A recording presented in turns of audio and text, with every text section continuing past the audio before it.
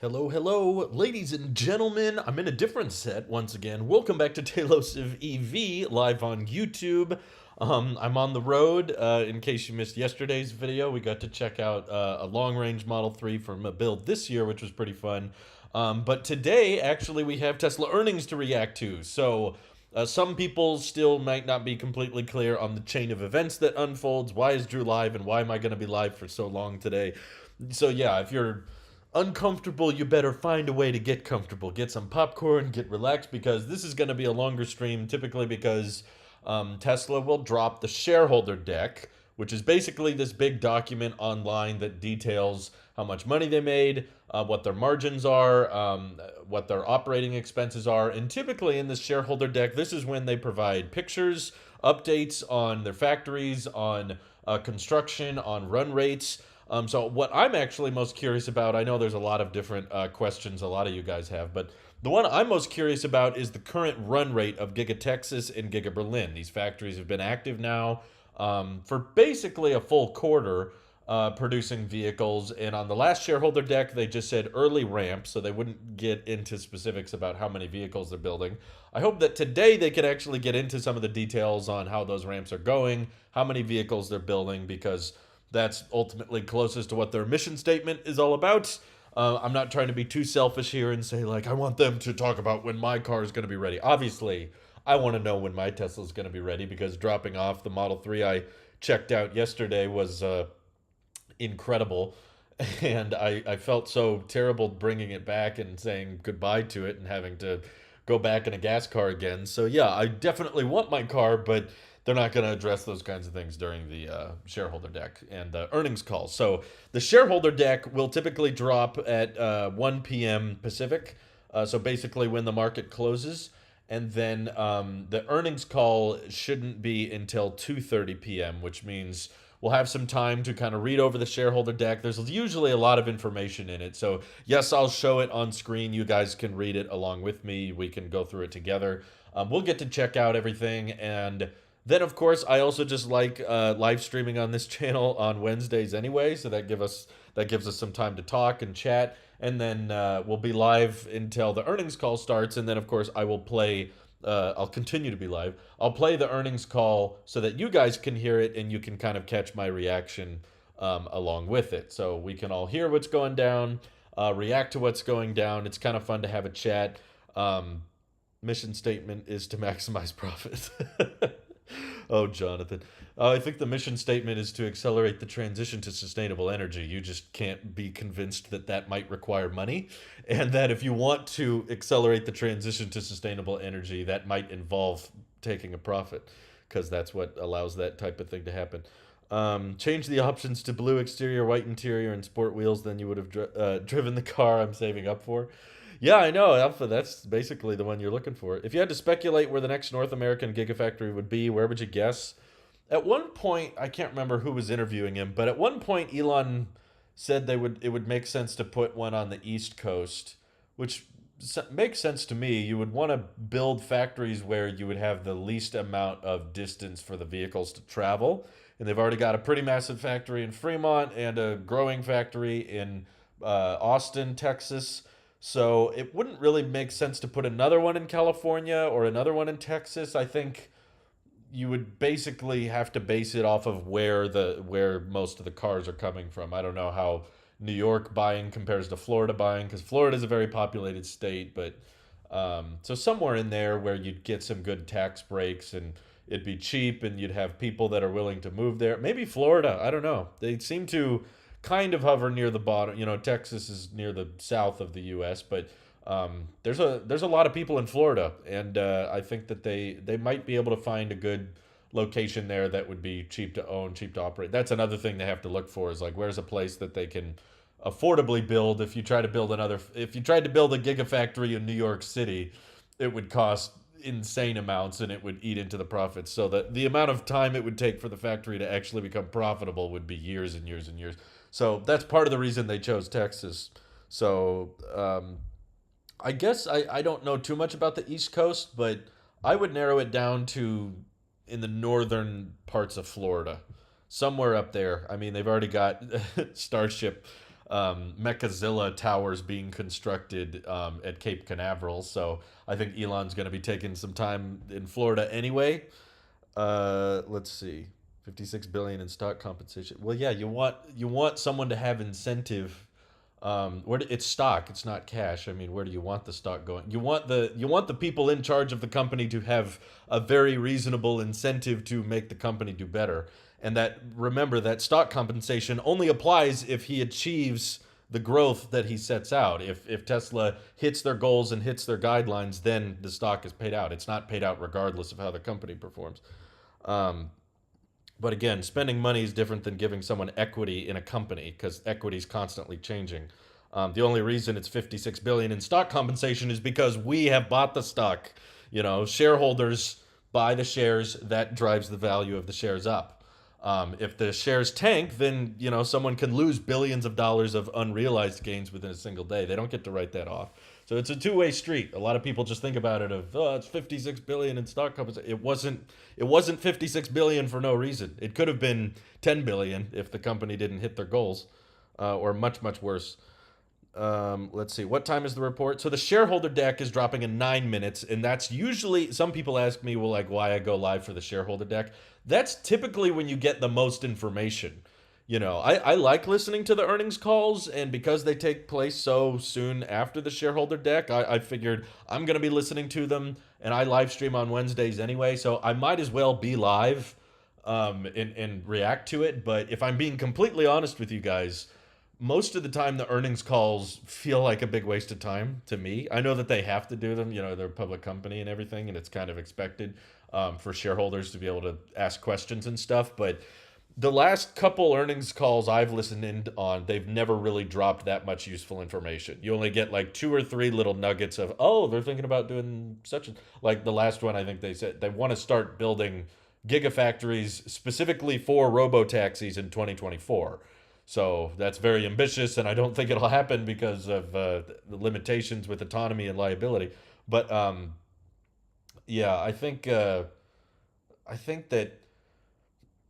most of the questions they ask are really good questions, but they're typically either too big of a question, like is Tesla going to build a van and when are you going to unveil the van, or how much is the Cybertruck going to cost? It's the type of thing that Tesla's answer is either that's a really big question, but we want to save that answer for a special day. We're going to have an event for that. We don't want to drop a bunch of exciting announcements in the earnings call.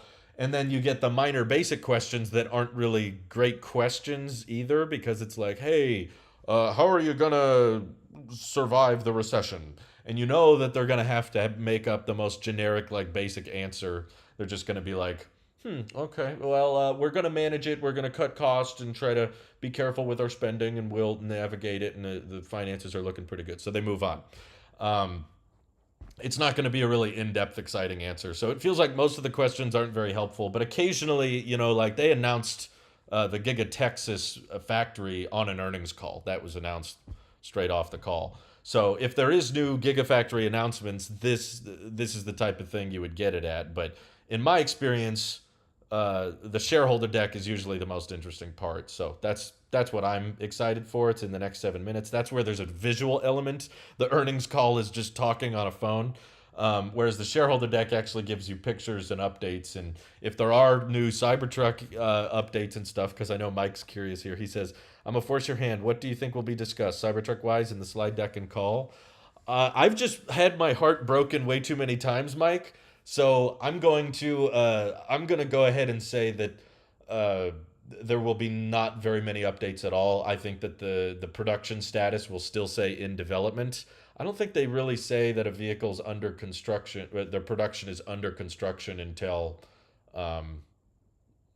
like they're actually moving in equipment. And they're not moving in equipment yet. At least from what we could see from Jeff Roberts and Joe Tegmeyer covering the factory, there's not like a bunch of equipment being installed right now. So that's why I still think it's in the development. I mean, we've seen the Gigapress from Hydra in Italy, the 9,000-ton Gigapress. They've like showcased that and they're demoing it to customers and clients and stuff, but it's not been transported to the factory yet. So, yeah, I don't get it. So he can get a suntan while visiting other people. I mean, I don't think Elon owns a yacht. The only kind of luxury thing. He sold all his houses, many of them below market value, because he was tired of people saying he just wants stuff. If you listen to Elon talk for longer than 2 seconds, you'll know that he intends to use his Tesla shares to fund missions to Mars. He wants to make life multiplanetary. He's not buying a bunch of expensive properties and yacht. He has a private jet. That's the one thing, but he said that's because it saves on time. If I flew commercial, I wouldn't be able to travel as quickly as I do. And he's darting between factories and locations all the time. So, and it's not a particularly super fancy jet. Like I've seen the one he flies. It's a pretty basic one. There's much more expensive ways he could have spent his money, but it's intentionally going towards investing in future investments. And keep in mind, the 56 billion was not agreed in the storeroom. That was agreed on by the shareholders. The number of people who bought shares dictate what that stock compensation is. But paying someone in equity is not the same as cash. That's all dependent on if the company does well, you will do well. If the company goes bad, you will do bad. So that's his motivation. It's not the same as paying someone in cash, where the company can do poorly. You still have a bunch of cash. You'll still have a bunch of assets. Mike says, if not this call, then Q3 for sure. I'm not so sure. I'm pretty pessimistic on this timeline, mostly because in the first earnings call of this year, they detailed why they're not introducing any new models in 2022. And they said that if we introduce new models, we would deliver less vehicles total. And that's a good point, like it's not an exciting point because we want more models. We want the Cybertruck, we want the Semi and the Roadster. Obviously, I want all those to come out. And I think it would be really fun for them to stray from the mission just a little bit and say, yeah, we want to prove to people that, that these vehicles are capable. And, because demand is so high, they don't need to prove it. I know, but I'm just getting so tired of hearing people complain about delays, and I'm so sick of hearing people say, where's the Roadster? Where's the Roadster? Where's the, I'm so sick of that. I would just love them to stray a little bit and throw a bone and just be like, okay, let's build all the vehicles we said we're going to build. But if they're staying true to their mission statement to a fault, they are prioritizing production over all else. And as long as there's more people that want a Model Y that are willing to place an order for one, even at $66,000,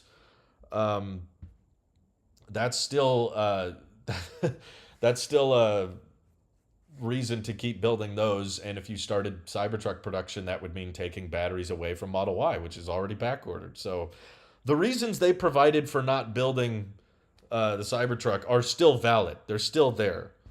There's still justification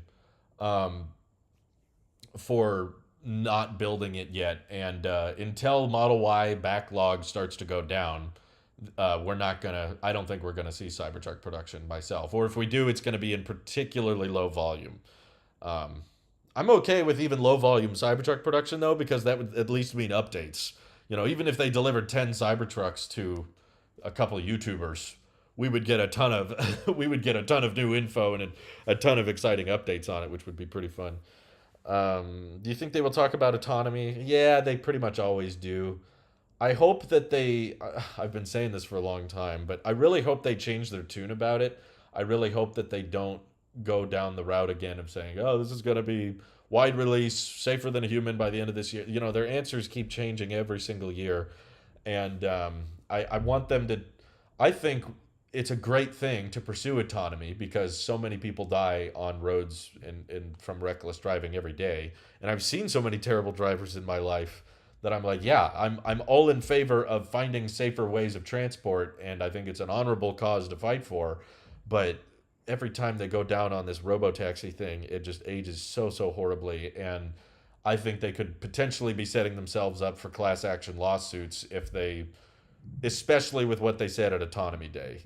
They didn't mention it much at AI Day, which I appreciated, but then Elon goes off on it again in earnings calls and stuff. But at Autonomy Day, they literally came forward and said, if you buy full self-driving with your car right now, which was like $7,000 at the time, this will eventually make you $30,000 a year. Like, they were putting the numbers on the spreadsheet.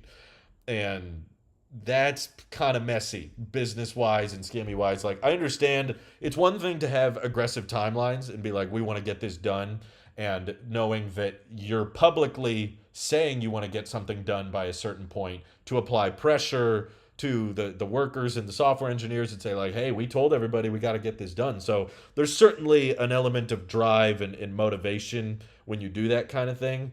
But I think Tesla has been so late on the full self-driving promise that we've kind of lost all advantages there. It's like you've been saying we'd have self-driving, level 5 vehicles for the past like 6 years, and you've been wrong every single time. After 6 years, I don't think that pressure on the engineering team is still there.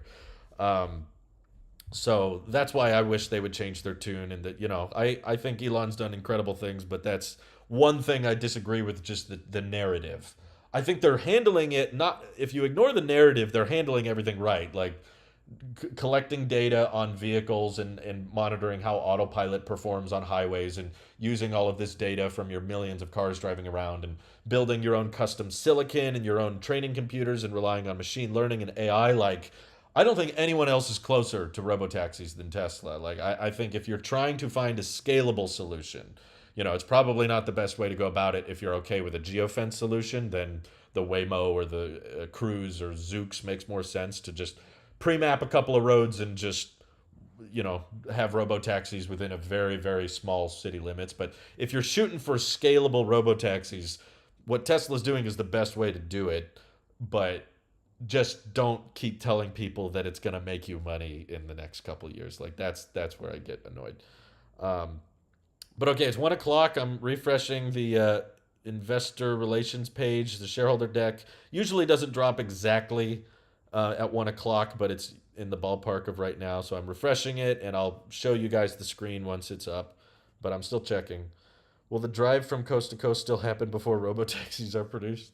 I doubt it at this point, because honestly, I'm as more time has gone on, I've started to lean more on the pessimistic side of robotaxis. Like if you would have talked to me 3 years ago, I would have said, "Oh yeah, level 5 is happening and Tesla's going to make robotaxis." But the more and more I've seen, okay, the beta is getting a little better, it's getting a little better, and then it doesn't quite get one angle right, or there's edge cases that pop up. The more late they are on the timelines, the more pessimistic I am. I'm like, well, how many of these issues are software versus how many of these issues are hardware that are not going to be cheap or easy to fix? Because so far Tesla seems to be very confident in like, no, we don't need more hardware. We're not gonna add more cameras. We're not gonna add LiDAR or anything like that. And for the record, I don't think that is the solution, but I do think that they've been in local maximums before where they've reached a point where it's like, okay, this software architecture, this is the best it can possibly be, and it's still not good enough. So it's kind of hard to say that, oh, this one will achieve, safer than a human in level 5, when it's like, well, no one's ever done this before. No one's ever made software that's capable of this. So how can you confidently say that this architecture, the one you're using now, can achieve that? I'm sure it's better than what you had a few years ago, but I still have the viewpoint of all of this work and all of this autonomy is going to make for a great, great level 3. And I still think that's amazing. I still think that's a really exciting feature. Level 3 autonomous driving, in case you don't know, just means that a driver has to be there, but they may not have to pay attention all the time. There may be a few circumstances where you got to grab the wheel, and I think that seems very approachable, like how FSD Beta is performing right now. There's a lot of places where it does great, and there's occasionally it'll do a zero intervention drive, not always, but occasionally we'll do zero intervention drives, and I could see that getting better and better over the next few years. But getting to that, it's still a very wide chasm to be like, okay, this is how the beta is performing now with a supervisor compared to, okay, now there's no one supervising. Now the car is completely driving all by itself. And that's a really big jump, and I don't see us as like, oh, we're really close, or we're almost there, we're really not. It's like, no, I still think there's a long way to go. They don't even have reverse summon figured out yet, which is a big bottleneck, and very complicated getting parking right, because auto park already doesn't work very ready. I actually tried to auto park. Oh, the shareholder deck is live.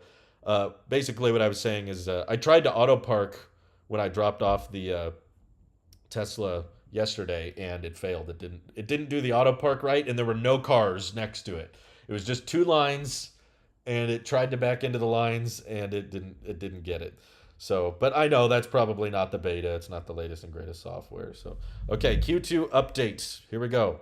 More than 1,000 vehicles produced in a single week at Giga Berlin. That's great. Highest solar deployment in over 4 years. Wow, I've heard they had supply chain issues with the solar deployment. So, no, the earnings call won't start for another 90 minutes, but the shareholder deck is more interesting in my opinion. Okay, new factories in Berlin and Austin continue to ramp. Let's see. I should start from the top, huh? Operating cash flow less capex of 621 million. Okay, all right. $0.8 billion increase in our cash and cash equivalents. That's good.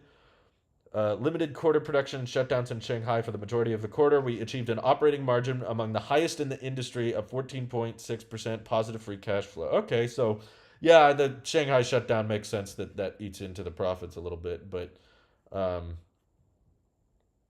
new factories in Berlin continued to ramp. 1,000 cars produced in a single week. From our Austin factory, the first vehicles with Tesla-made 4680 cells and structural battery packs were delivered to our U.S. customers. Continuing to invest in capacity. Gross automotive gross margins at 27.9%, which is still very high. It's not as, I don't think it's as high as it used to be, but it's still up there. Probably the highest in the industry. Okay. Sorry, we have time to look at the financials. I'm just more interested in vehicle updates. Fremont factory made a record number of vehicles in Q2. We see opportunities. Oh, they did update this. Wow, look at that. Okay, Berlin and Model Y are currently at over 250,000 in production. Wow, that's really good. 250,000. That's a really solid run rate, actually. Market share of Tesla vehicles by region. That's awesome. Okay, I was worried that they wouldn't update this. I'm very grateful that they did. That's what I was most interested in. Both Berlin and Texas are at the current run rate of over 250,000 a year. Sweet. Okay, Model 3 and Model Y in Shanghai is now over 750,000. I think that's new. I can't remember if that was the same as before, but in Texas, we have added flexibility to produce vehicles with either a structural battery pack or legacy battery pack.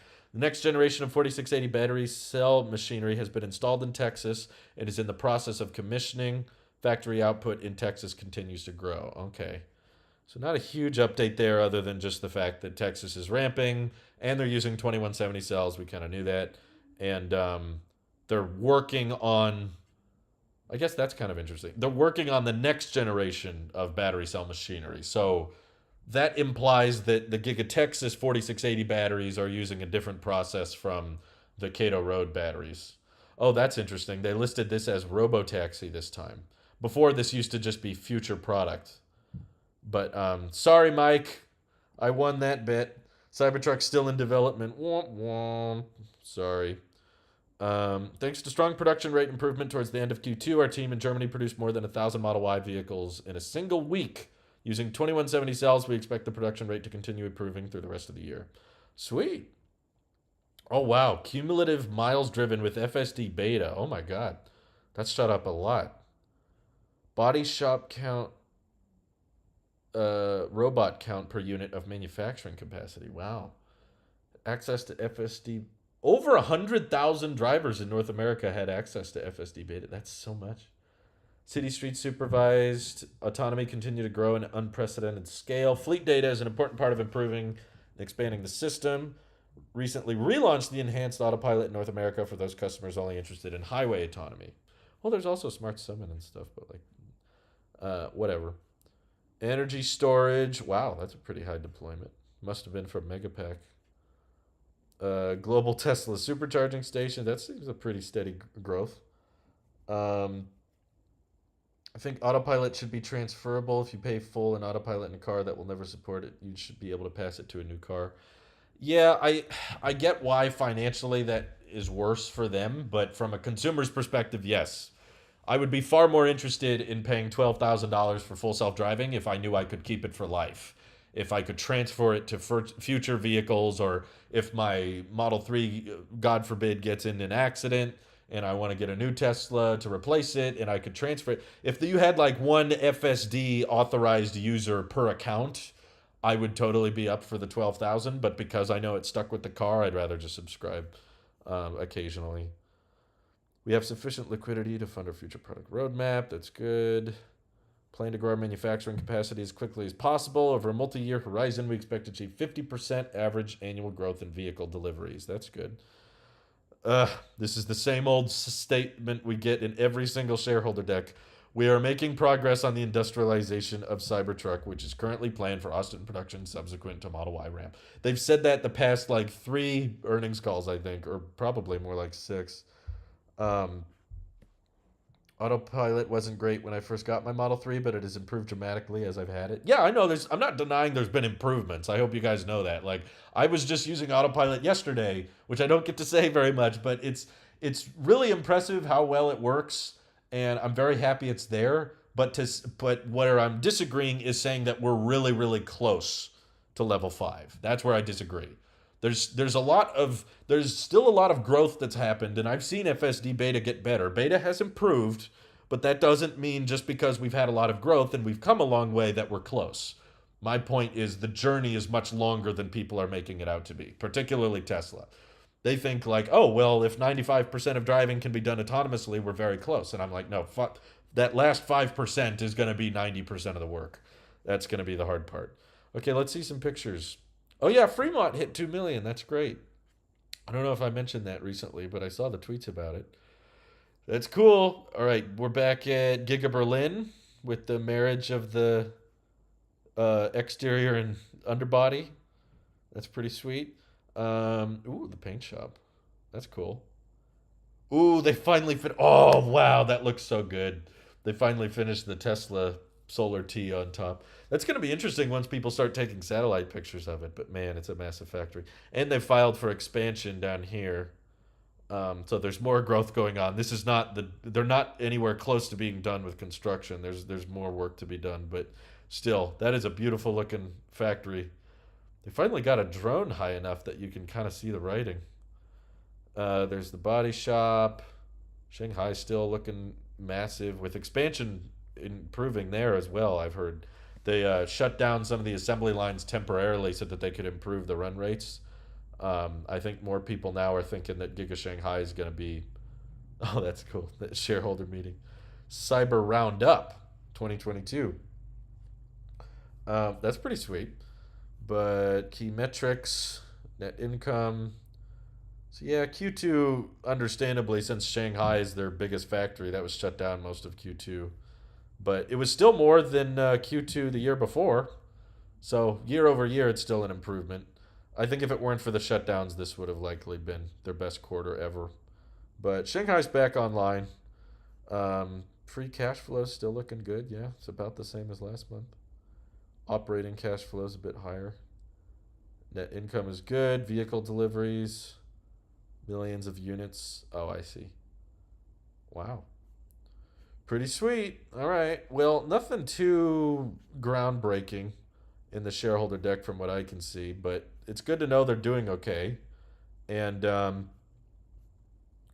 that's a great shot. That's probably my favorite picture from the shareholder deck. But yeah, it's interesting to know how many people are now rocking the beta. I didn't realize it. I mean, I knew it was high, but it's over 100,000. Also, energy deployments going up is really helpful, and solar deployments. Um, let's see. Solar deployments increased by 25% year over year to 106 megawatts. Wow, the strongest quarterly result in over 4 years. Supercharger business, which is part of Services and Other, is increasingly serving both Tesla and non-Tesla customers to help accelerate the transition to sustainable energy even faster. We are excited to open up our global fast-growing network to other EV customers. Yeah. Okay. And they need less body shops per factory. I mean, this is probably a little bit. Oh, I see. So even to build a Model Y in Fremont, it was taking more robots than what it takes in Austin and Berlin. I like these vague graphs. They have 0 at the bottom, and then they don't really say how many robots they need. But yeah, the Model S needed a lot more. It's a very complex vehicle. Man, it really started to shoot off near the end of last year. I think beta was out before then, but on very few vehicles. How is Berlin at 250,000 vehicles per year if they just reached a rate of 1,000 per week? Current 250,000. 1,000 a week would be Well, they hit that a few weeks ago. I remember when I did a video on it. So I think their point is they're growing quickly. Um, so the ramp is exponential, is how I'm interpreting that. Because that's what it says, over 250,000 run rate, which is pretty high, honestly, considering they've only been active for a few months. Um, Take a look at the graph about the Tesla Vision seatbelt parameters. Where did you see that one? Did I miss it? Tesla Vision seatbelt parameters. Sorry, I don't see it. You sure it's a graph or a chart? Hold on, let me read about Shanghai for a second. Was shut down fully and then partially for the majority of Q2. We ended the quarter with a record monthly production level. Recent equipment upgrades will enable us to continue to increase our production rate further. Yeah, I remember reading about that. I wish someone would ask. It's probably not going to be addressed, even if it was asked. But I wish someone would question how many 4680 Model Ys they're building versus 2170. That I would be very interested in because, like, if like how limiting is 4680 production to the Giga Texas ramp? How much of it is cell limitations that they're willing to ship out 2170s from? I don't even know where they're coming from. If the 2170s are from China or if they're from, it would make sense to bring them from Giga Nevada, but they haven't necessarily said that. Um, Seatbelt one is a photo. It's a photo? FSD beta. Miles driven in millions. Wow, close to 40 million miles driven. Outlook. I feel like that should be in the core technology section, but I don't see it there. Market share of. What is a photo? Tesla won't even break down Model Y versus Model 3. You're right. I don't understand why they're so afraid to say that. Like S and X production, all time, well, the highest it's been in a year, I guess. But they still want to bunch Model 3 and Y together there. They may reserve some 4680s for future products in development. I think they would list the Cybertruck. I think they would list the Cybertruck as under construction if that were the case. I've heard that theory, but it really wouldn't make sense to be like, well, we might use those later, so let's put them on the shelf. But at this point, Cybertruck construction is at bare minimum 1 year away. So stockpiling a bunch of 4680s for the next year doesn't sound like Tesla. They seem to want to move inventory pretty quickly. Um, so yeah, I mean, the current production rate's probably the most interesting part of this because you're right. Like they just announced they hit over 1,000 in a week, which is roughly over 4,000 a month. So extrapolate that out to a year, it's around 50,000. But they're listing here 250,000, and that's current run rate. So that's a multiple uh, increase on run rate. Makes me wonder how they got that number because that would imply that they're at like they would have to be at like 4,000 a week, right? Wouldn't they want to make tweets about that? In the shareholder deck, they seem to only want to talk about like Germany produced more than 1,000 Model Ys in a single week using 2170 cells. We expect the production rate to continue improving. I don't know. It's good that they're at record production rates. It's just we're not getting the total run rate data for a full quarter because of Shanghai shutdowns and upgrades to the machinery, plus the early ramp up. But this means, like, let's do some napkin math, right? This is 500,000 run rate if the production has increased substantially. So exponential growth, installed capacity, not current run rate. Right, I guess that's different. So they can get up to 250,000, which is okay. But if we just talk about installed annual capacity, I mean, Tesla has said on the record, right? Like they've said on the record that these will eventually build 500,000. They said that at the Cyber Rodeo. They said that I think even before the Cyber Rodeo. The plan was for these gigafactories in Texas and Berlin to eventually get to like 500,000 or more. So it's not saying future, yeah, installed capacity is not current production rate. There may be limitations discovered as production rate approaches. Yeah, I should just read the fine print. Um, But that's 500,000 million, and then another 850,000 plus that, so another 900,000. So with current installed capacity, they're at not a production rate, but they're at an installed annual capacity of 1.9 million vehicles per year, which is pretty insanely good. Um, right. I guess they're anticipating that with their current equipment installed, that's how many vehicles they'll be able to build. But yeah, it's important to note that's not their current run rate. That's their current capacity. Um, but yeah, it would have been nice. You're right, Mike. It would have been really exciting. Nothing is under construction right now. You notice that? We used to have some factories listed as production, some listed as under construction, and some as in development. Now it's just we're either in production or in development. Tesla's all in on production right now and not under construction or anything. To be over 250,000 per year would be greater than 5,000 per week. Yeah, that's 5 times what they're bragging about right now. So installed capacity.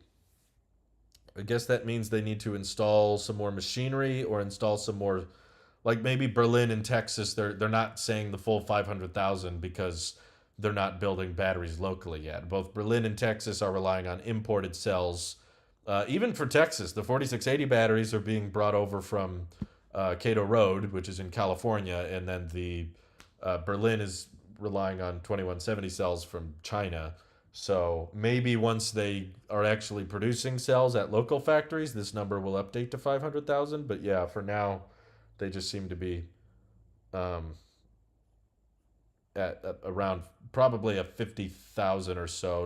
And they grow exponentially. So probably over 50,000 a year at their current run rate with Berlin. I don't know about Texas, though. Texas didn't make any tweets about producing over 1,000 Model Ys in a single week. They seem to be bringing that up multiple times in the shareholder deck. So I feel like if Texas was there, they would probably write something about it. But um, I'm kind of curious about battery and powertrain. The architecture of electric vehicles allows us to rethink vehicle design and the manufacturing process beyond what was possible. The combustion engineer, thanks to large castings and parts consolidation, the robot count in our body shops and new factories dropped by over 70% per unit of capacity compared to our first iteration of a Model 3 body shop. Our quest for simplification is not over. We will continue to drive simplification further with every new product and every new factory. So basically, it means Tesla has to invest less to build new factories because they can adjust the way the vehicle's designed and built. So that allows them to. Well, that's what's kind of interesting about Model Y Berlin is using less body shop robots than Fremont, even though Berlin is not building 4680 Model Ys, right? That's just 2170s single piece castings, which Fremont has a gigapress as well. So somehow it's probably the redesigned paint shop that might have something to do it, but this says body shop, so I guess that's not paint. Um, they're at 20% mapped, yeah. 20% up there. But the fact that they've gotten to a 20% of their maximum production rate within, when did first deliveries begin? March? So over the course of, 3 or 4 months, 4 or 5 months, I guess, they were able to get to 20% of their targeted capacity. That's pretty dang quick. I think it'll likely be at around 500,000 by March of next year. Hopefully, I have my car by then. That would be nice. Um, Energy storage deployments decreased by 11% year over year in Q2, mainly due to semiconductor shortages, which are having a greater impact on our energy business than our automotive business. Demand for our storage products remains in excess of our ability to supply. We're in the process of ramping production at our dedicated Megapack factory to address the growing demand. I wonder how that Mega factory helps. I guess maybe just to get Megapack production outside of Fremont, but I feel like most of Megapack production is cell production, right? Most of Megapack building is just building more batteries, and they haven't said that their Megapack factory is building batteries, so where the heck are they getting those? Um, Multi-Horizon, they still expect to achieve a 50% annual growth rate, which is important. Okay.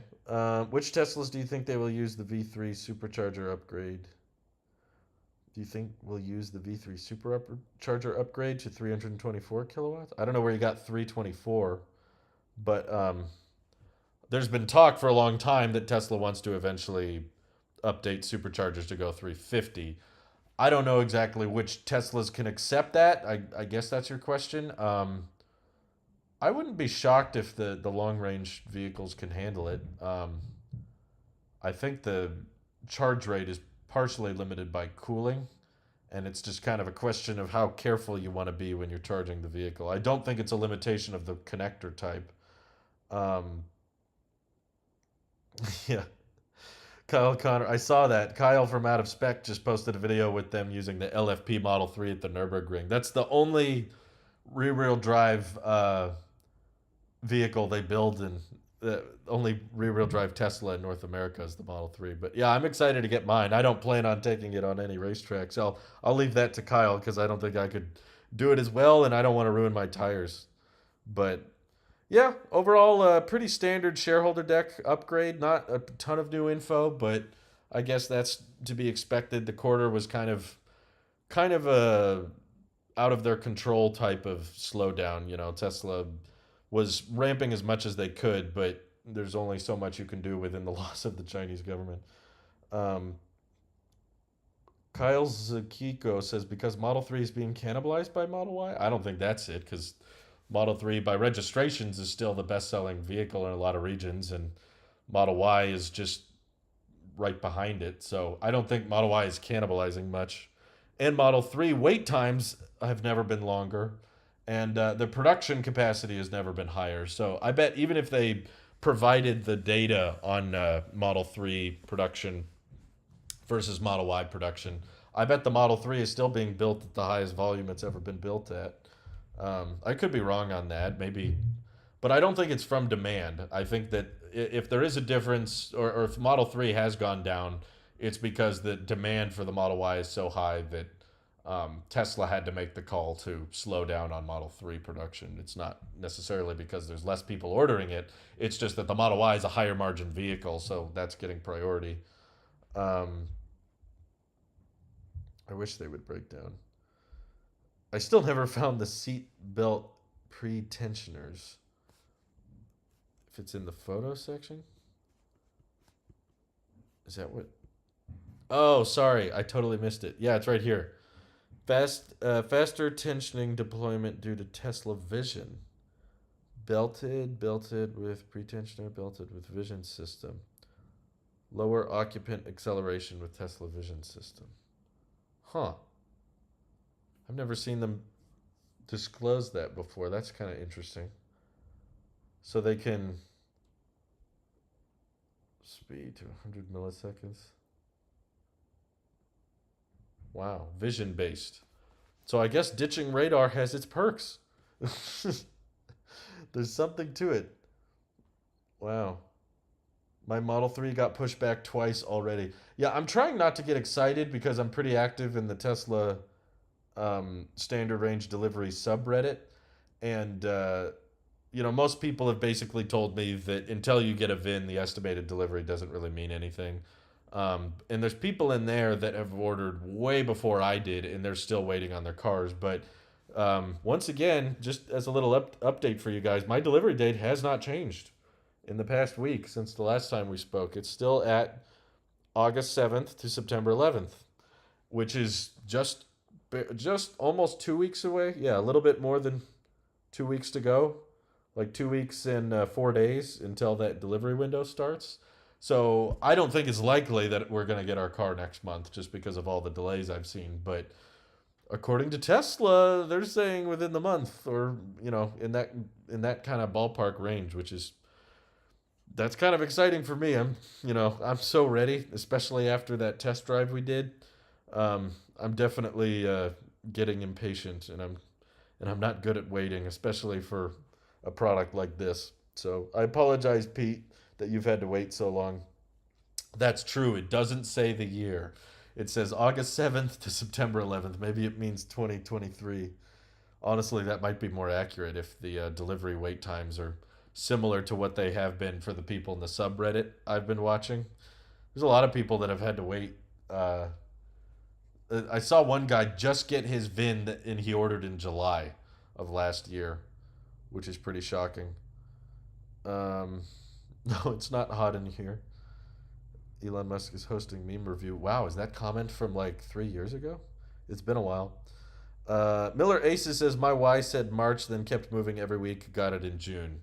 Yeah, that's the kind of experience I'm expecting. My wife is curious. She's like, "When do you think we'll get our car?" And I'm like, "Probably next summer." At this point, like, I feel like the delays have gotten so bad, and Tesla's overly prioritizing the higher margin vehicles. So I've just seen so many people in the subreddit that are still waiting, and we haven't had a standard range delivery in like 3 or 4 months or something like that. So I'm just like, maybe next summer we'll get it. I did the big drive up here to my parents' place, which took 12 hours in the gas car. I'm sure it'll take longer in the EV, but it's worth it. And my hope is that we can get the car before the next year's road trip because it gets really hot where I live and it's a lot cooler up here. So our plan is basically, roughly to just come up in the summertime to get away from that crazy heat and enjoy cooler weather.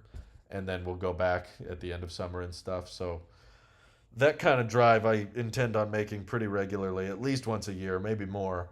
And I hope that I won't have to do it again in a gas car because that was not fun. You think you're impatient? I'm watching everyone take delivery of the Rivians and F-150 Lightnings while the Cybertruck hasn't even changed to under construction yet.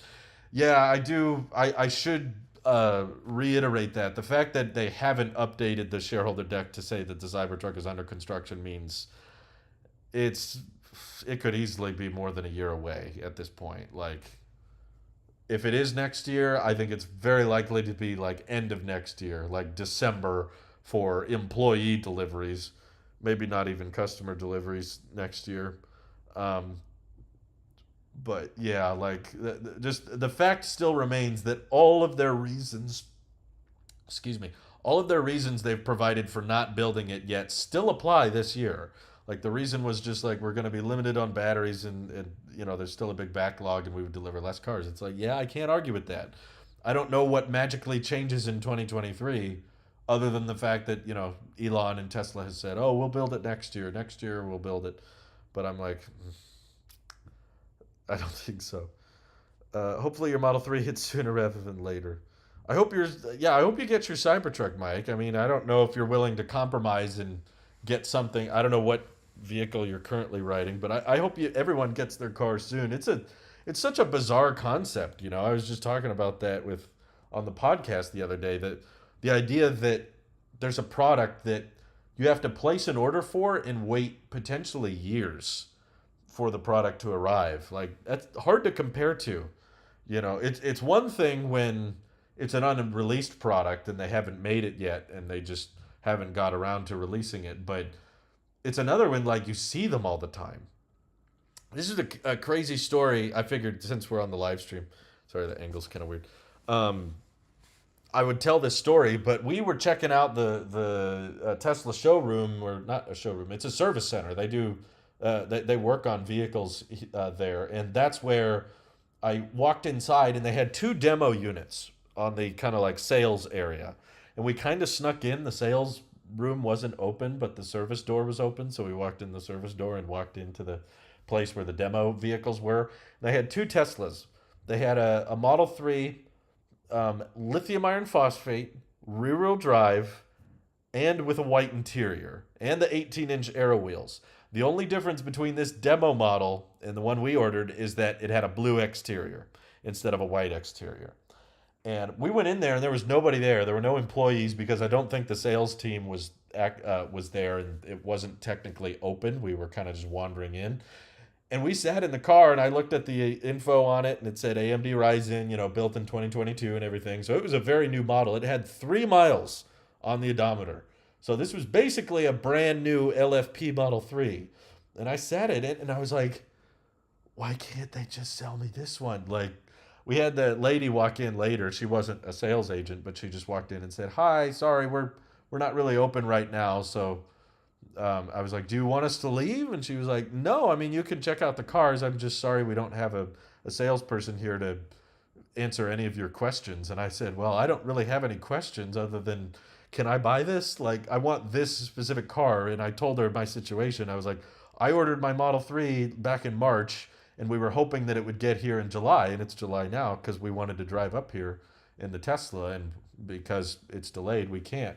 So she was like, "Well, I'm sorry about that, you know." And then she gave us the overnight test drive, so we got to show the Model 3 to the family and show it to people that have never sat in a Tesla before, like my sister and my brother-in-law, and they loved it. They got a real kick out of it, and they were really impressed. I'm not making this up, okay? I'm not exaggerating here. This is not a lie. My brother-in-law, who's a big fan of Ford, he's always loved F-150s and Mustangs, and he drives an F-150 regularly, and he's worked on Mustangs. He's kind of a good, car work. He works on engines and fixes up cars and stuff, and he loves the old Cobras and things. So he's a big Ford fan. He sat in the Model 3 and literally said the fit and finish is fantastic, and he loved the build quality and the interior layout of everything.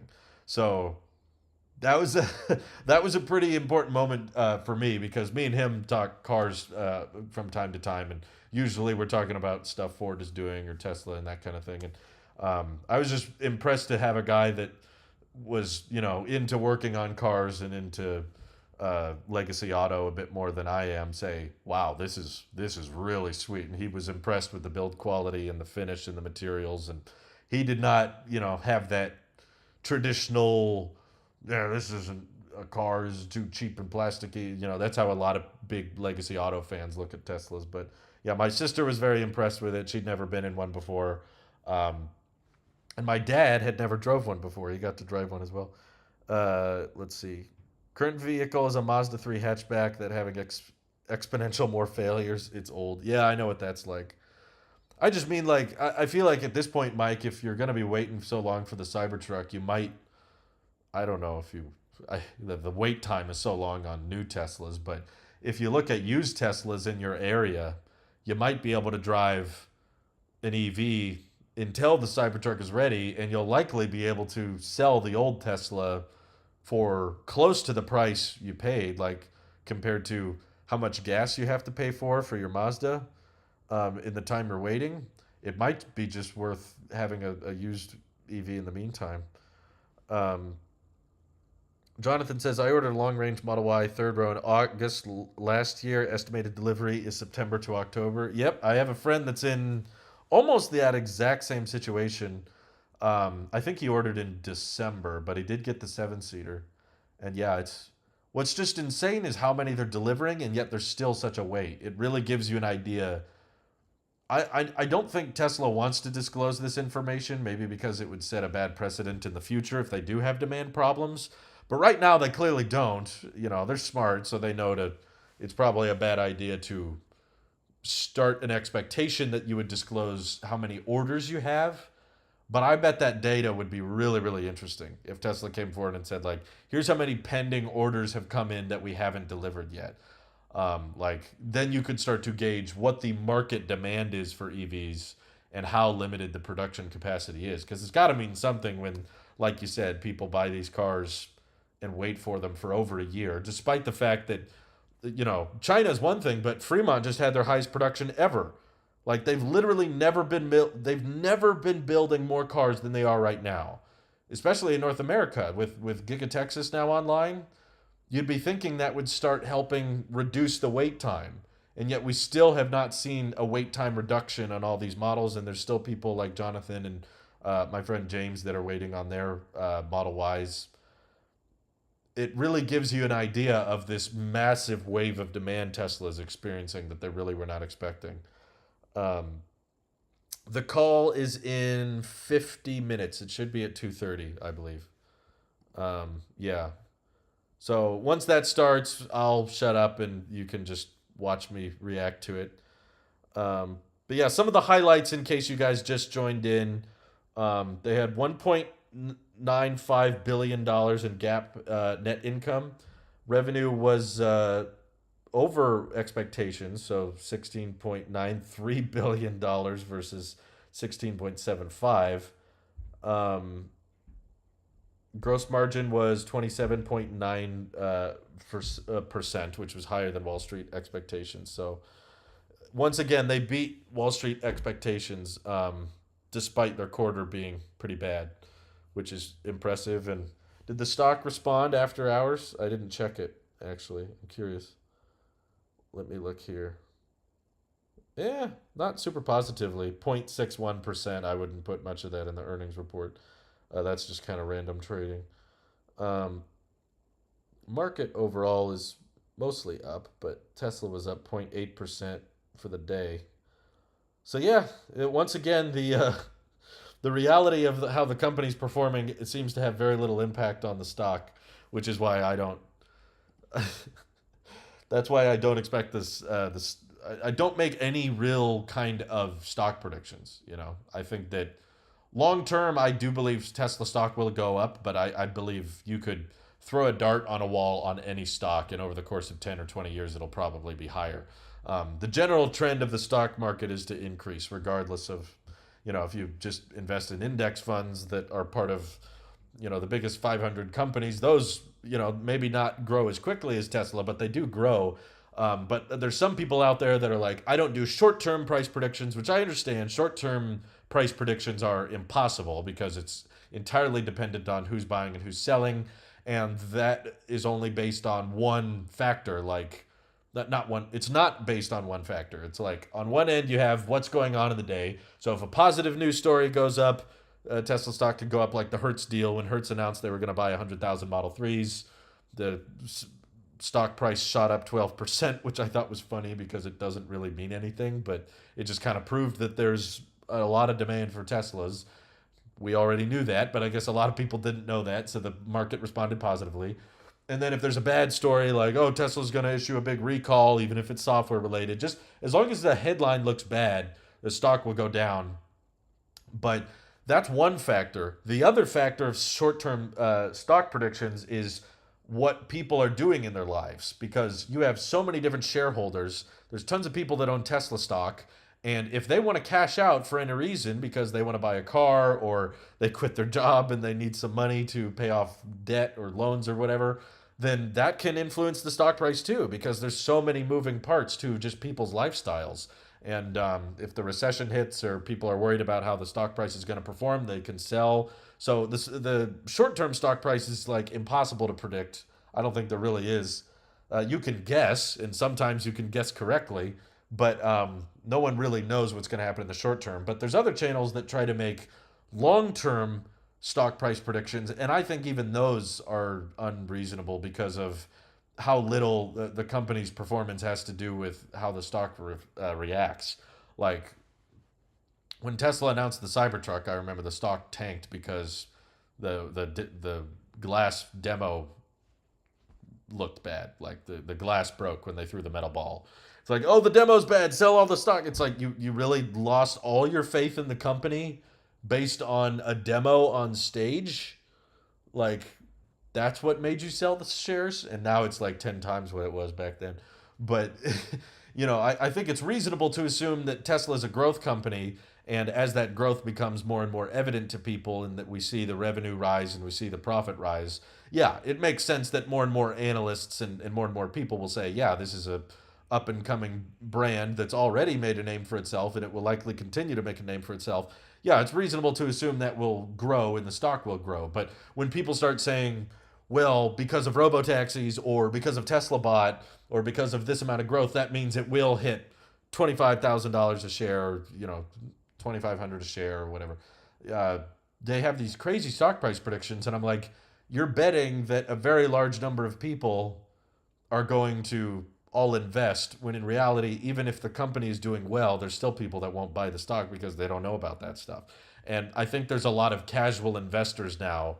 In the old days, if you were a stockbroker, if you were investing in stocks and monitoring companies, you had to be kind of wise about those things and do diligence and research the brands and figure out what they're doing.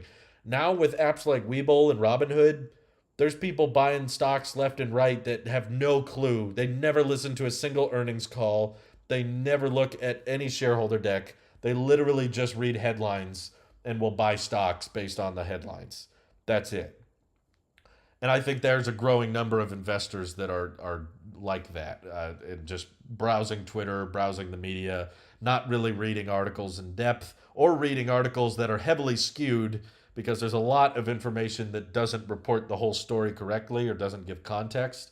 Like the funniest one to me was the headline going around saying autopilot caused 200 crashes or something, and you read the article and they have like no real substance to the data. It's like, okay, how does that compare to other self-driving systems, and how many crashes are there on a vehicle that doesn't have any self-driving systems a year, and were these actually caused by autopilot, or was autopilot on when the car got in a crash? There's all these variables that they didn't include in the article because they knew the headline of autopilot involved in 200 crashes would get a lot of clicks. So there's all kinds of skewed news sources like that that can easily sway people to be like, oh, see, autopilot, that's killing people. I've met people in my personal life that think that kind of thing. Like, people are turning on autopilot and dying left and right, and it's like, I mean, sure, you can zoom in on those cases, but for one, you don't have an instance of scale. How many people are on autopilot and not dying? What's the percentage of successful autopilot miles driven versus non-successful? And then how many people are dying left and right without autopilot? Once you actually dig into that data that Tesla's reported and NHTSA's investigated, it's like, oh, actually, it's like 10 times less likely for you to die in a crash if you've got autopilot on. And Tesla makes like the safest vehicles on the road. So you don't hear about that because, Tesla doesn't pay or fund any real news agencies. You just hear a lot of the bad stuff because it gets good clicks. And there's whole channels that have broken down. I think, what's his name? Is it, I don't want to give the wrong name. Let me double check. I think his name is Sam. Yeah, Sam Alexander has done a lot of videos breaking down the media. I think that's a lot of his content on his channel is just breaking down to how the media falsely reports a lot of Tesla stories. And they do this thing where they figured out that if there is a car crash that involves a Tesla, the brand makes it into the name. Whereas if it's a non-Tesla car crash, they don't say a Toyota RAV4 got in a car accident, or they don't say a Hyundai Sonata got in a car accident. They just say there was a car crash. But if it's a Tesla, it's like 10 times or 100 times more likely that the brand will be listed in the headline, because they know that bad headline with Tesla in it will make it sound worse. So there's a lot of people, investors, that are not doing due diligence, and this assumption that as time goes on, all of the world and all of the investment community will start to become more aware of how Tesla is performing as a company, and they'll all start to realize how great the margins are and how profitable they are, and therefore they're all going to buy the stock, and that's going to send the shares up. It's like, I don't know if I believe that.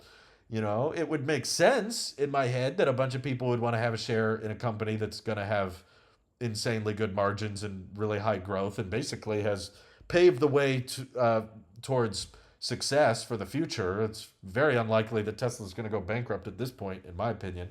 But will everyone else just finally figure that out? Or will they keep believing false headlines, or will they keep reading false news stories, or keep reading about puff pieces paid for by Tesla's competitors?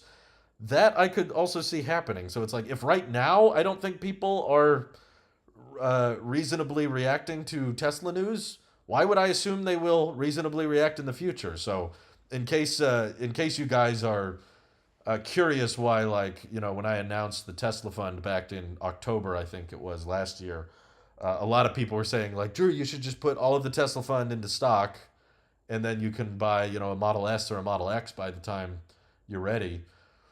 I am very glad I didn't listen to those people, because back in October, the stock was at over 1,000, and now it's still sitting around 700. So I would not be able to afford the car had I have taken that advice.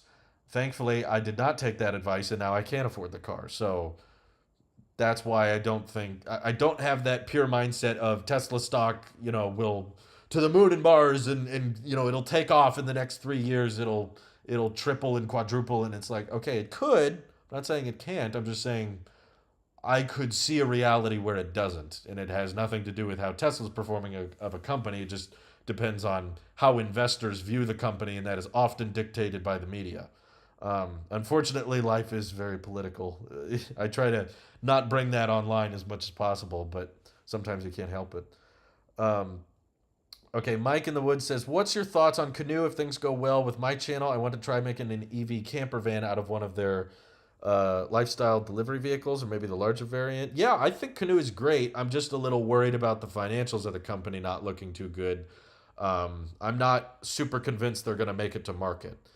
That's one of the startup brands that is struggling with liquidity, and they've been facing delays a long, long time. And I wish they would post more about their factory.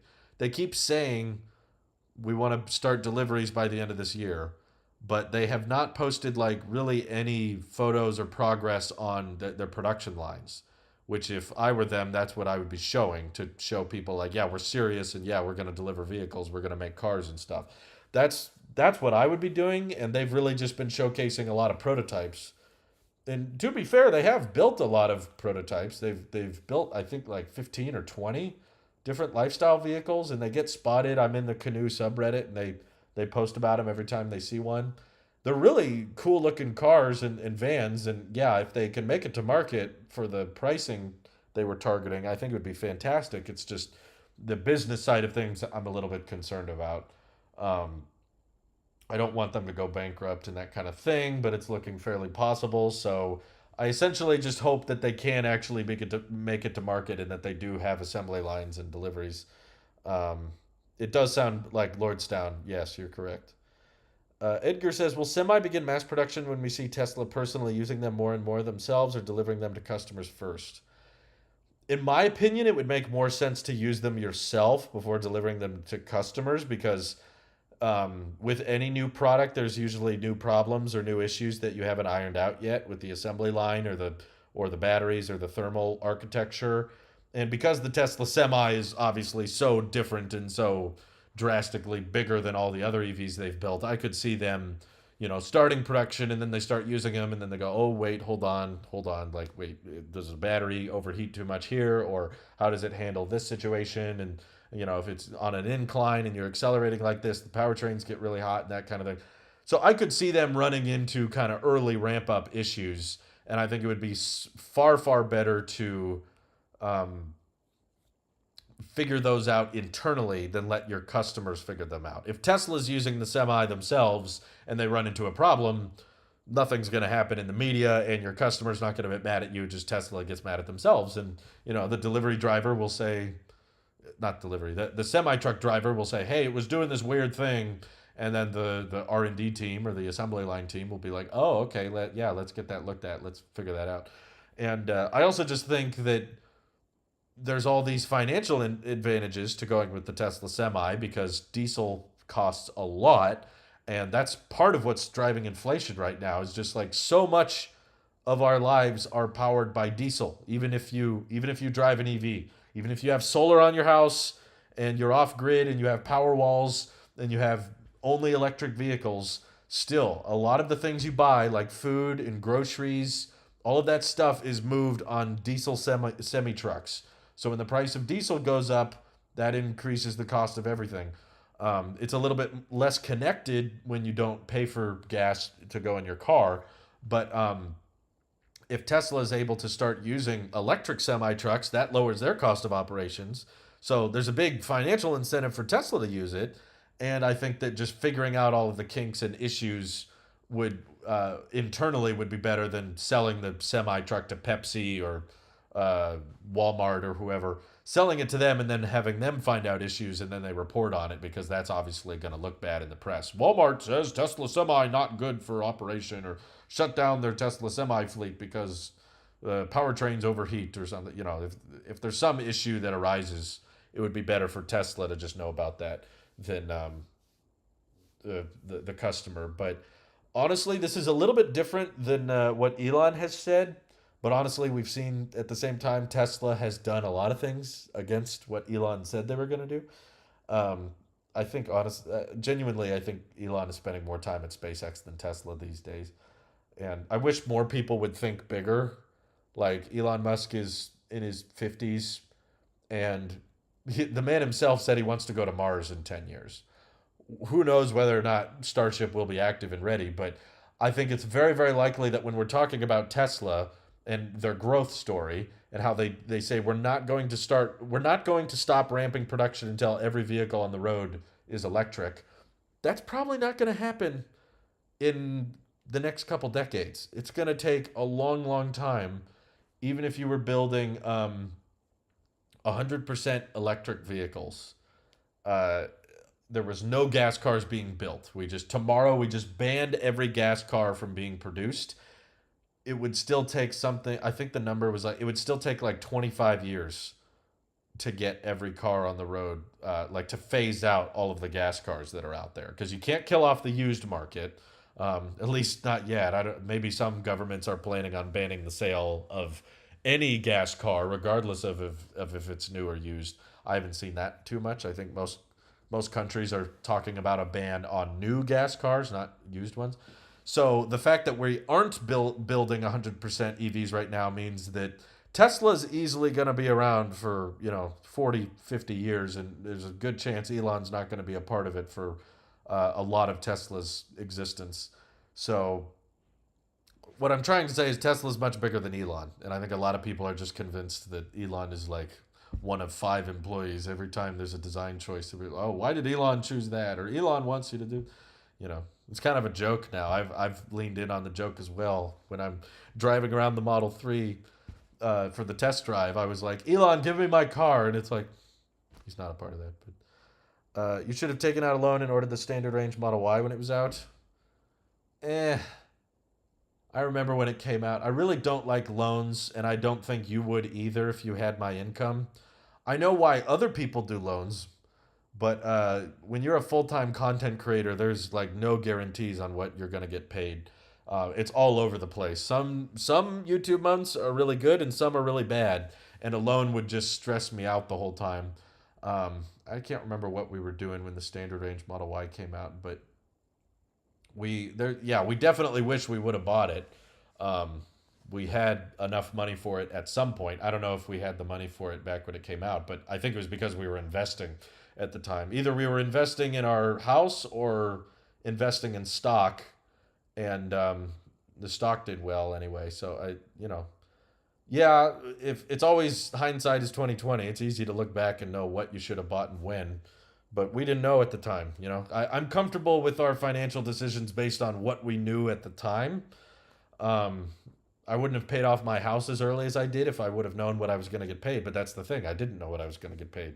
I'm always completely unaware of what my next paycheck is going to be. I'm constantly 4 weeks away from my best or worst payday. I could be 4 weeks away from a terrible paycheck that barely covers our bills, or I could be 4 weeks away from the best paycheck of my life. It's all up in the air because of how volatile YouTube is. So that's why I don't get loans if at all possible. If I did get a loan, I would try to, still put a very, very big down payment so that it would be something really, really small and insignificant. But yeah, I don't, general rule of thumb is not to, at least in my case, not to, a lifestyle we try to abide by is not to take out loans on things that depreciate. I know that we're aware now Teslas don't depreciate, but at the time that wasn't so commonly known. Let's see. I think Elon is more of a spokesperson than an active participant in the company. He seems very distracted. I think if you listen to him talk about his experience at Tesla, it doesn't sound like he's overseeing like price changes and the cost of supercharging or any of those things. Anytime you talk to him, he's mostly an engineer guy, and he's pretty open about that. He's not super into the financials or that kind of thing. He's mostly about manufacturing, engineering, and keep in mind that does not include design. It does not, like, Franz is the chief of how the car looks. So if you don't like really the way the look of the Cybertruck or the look of the interior of the Model 3 or the look of the Model Y, those things aren't Elon. Elon's the guy figuring out how to get the heat pump to be more efficient and how to make the powertrain consume less power and how to miniaturize. And he's working on stuff like the casting press, coming up with this custom alloy that you can churn out of a machine really quickly and solidify with the liquid metal that gets hard really quickly. That's where I think Elon's attention is. It's more towards manufacturing stuff. It's not so much like design of things or the price of things. Um, and I think the board has a lot more influence on their product timelines than Elon does. I get that impression based on how Elon tweets. He was tweeting all of last year like, "Oh, we'll do a not all of it, but a decent chunk of last year." He kept hyping up the next earnings call for Cybertruck update. We're gonna update you on the Cybertruck, and there were people. Oh, sorry, my alarm. I already brushed my teeth. I'm good. Um, I set an alarm because you're supposed to brush your teeth twice a day. So we already brushed earlier, but I put an extra alarm in case I forget because I was forgetting a lot. But anyway, he kept doubling down on, we're going to update you on the Cybertruck, and people were asking, what's it going to cost and what's the new specs with the quad motor and everything. And every time someone asked him about the Cybertruck, he would just reply, update on next earnings call. Now, some people have took what he said on the 2022 earnings call as an update. I did not think it was an update. Maybe it was the Q4 earnings call. Yeah, I think it was Q4. But some people considered it an update. I did not. Basically, his answer was, there's no update. We're not going to build the Cybertruck this year because we've got other vehicles to focus on and we need to focus on ramping up production. That was his answer. Now, some people interpreted that as, well, that is an update, Drew. His update is that it's not coming yet and they've delayed it. And I was like, that's not really an update, especially if you look at the context of the tweets. People were specifically asking for like pricing and specs and design updates with the mirrors and the wipers and everything. And he kept saying like, oh, we'll go over all of that in the next earnings call. I think the board stepped in that case. That's how I interpreted it. I think it's more likely that he wanted to provide an update and he's excited for the product itself because he always is saying like, oh yeah, that's my Tesla of choice. And he always says, it'll be our best product ever. I'm confident that the Cybertruck will be the best vehicle we've ever made. So he's very excited about it. And I think he wants to share all the updates he can with people. But once he got on that call and said, yeah, we're not doing it, I bet that was influence of the board just saying, yeah, I know you want to talk about it and, we're excited too, but we should really manage expectations because we don't have the casting press yet. We don't have the batteries for it yet. And let's just tell people now that it's not coming, because it felt like a totally different answer from what he was saying on Twitter versus what he said on the earnings call. So I think the board is what's deciding, like, no, this is our mission. Let's stick with the mission. Even though it'd be fun to get going on the Cybertruck, they're just saying it doesn't really make sense to right now. Joey says, he seems distracted by Robotaxi and humanoids. He doesn't seem interested in anything else. I think he likes announcing things. Yeah, I think I somewhat agree with you there. Joey says, I said this before. I will say this again. He has said Cybertruck or will get his for sure, and he doesn't care when you get yours. He's the reason they built it. I don't think he's the reason. I'm pretty sure Tesla is aware pickup trucks are some of the best-selling vehicles in the country, and Tesla wants all vehicles to be electric. So obviously they were going to build a pickup truck. But I do think he has overly ambitious timelines, which most people won't disagree with. And I also think that the robo-taxi thing and the humanoid robots are... I don't... Based on what he's described, I don't think he's a super heavy machine learning software engineer. Like, he understands it and he can find people that are good at it, but I don't know if Elon is sitting at the keyboard very often writing software. I think what Elon's great at is assembling teams. He's great at getting people on board with a project and assembling a team of people that are good at working together. But yeah, something just didn't sit right with me of like Karpathy taking off before AI Day, and like only a couple of months before AI Day 2 or whatever. And it was near the end of a 4-month sabbatical. I was like, yeah, I mean, the guy's not that old. It'd be one thing if we're like, well, he's ready to retire. I mean, I don't know the guy. I mean, I'm sure if he did have issues with Elon or Tesla, he would never say that publicly. But for a young guy that seemed, I watched AI Day last year, and he really, really he really was excited about the future, and he was talking a lot about self-driving and how much better it was getting, and here's how the algorithms are going to work and stuff. It kind of came out of left field. I was not expecting Karpathy to take off. It's speculation on my part, so I'm sorry. If you don't like speculation, don't watch this channel because that's most of what I do. I had to remind people of that in the comments on that video. Well, Drew, that's speculation. It's like, yeah, I know. I'm not here to read the headlines. Some channels like to do that, and that's fine. You can watch channels that read the headlines, but I don't think we need 50 different YouTube channels that just report the news and don't provide any speculation or opinion on the subject.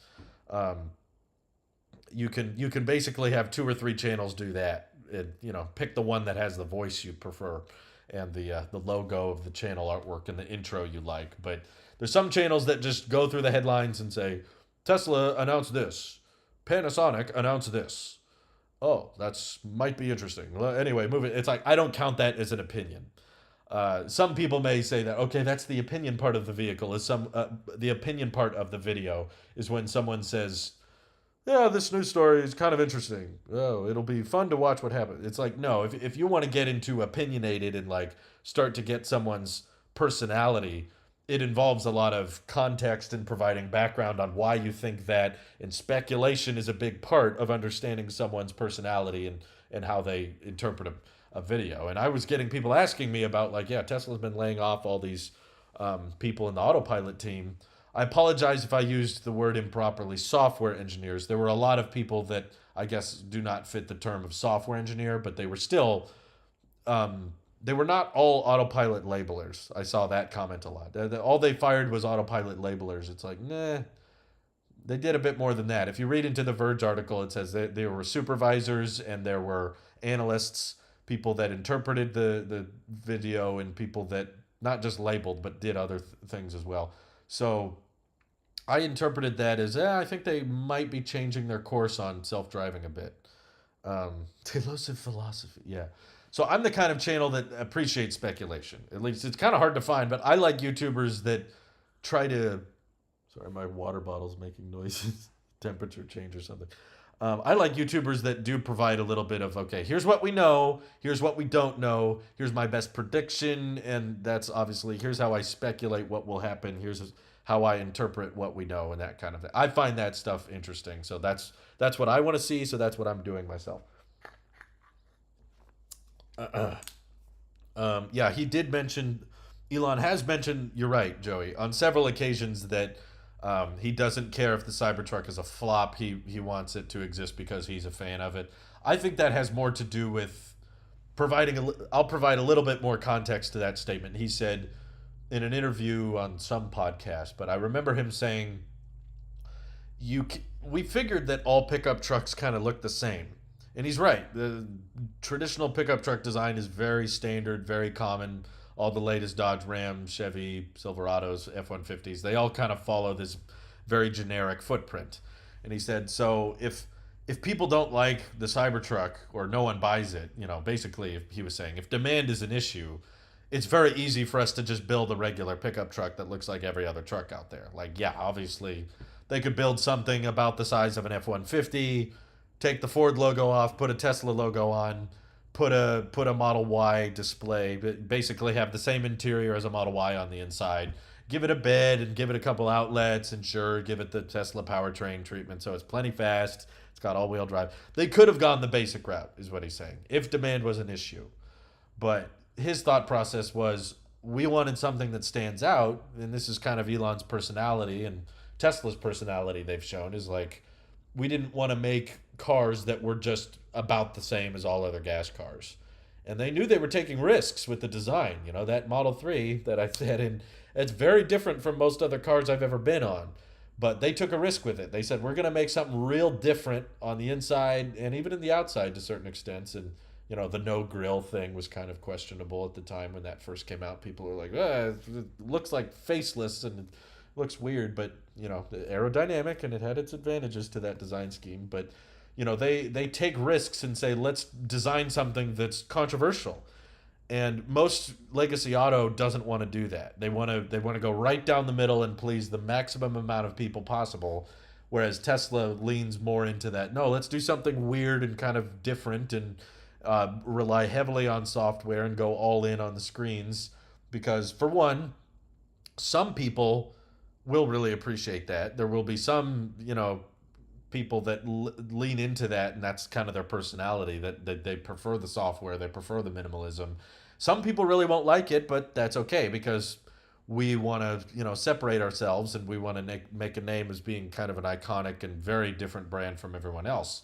And I think that same design philosophy applied to the Cybertruck is like, we want to do something different that breaks the norms. And, if we just do the same old truck that everyone else has already seen before, we don't really separate ourselves. We just kind of blend in with the crowd.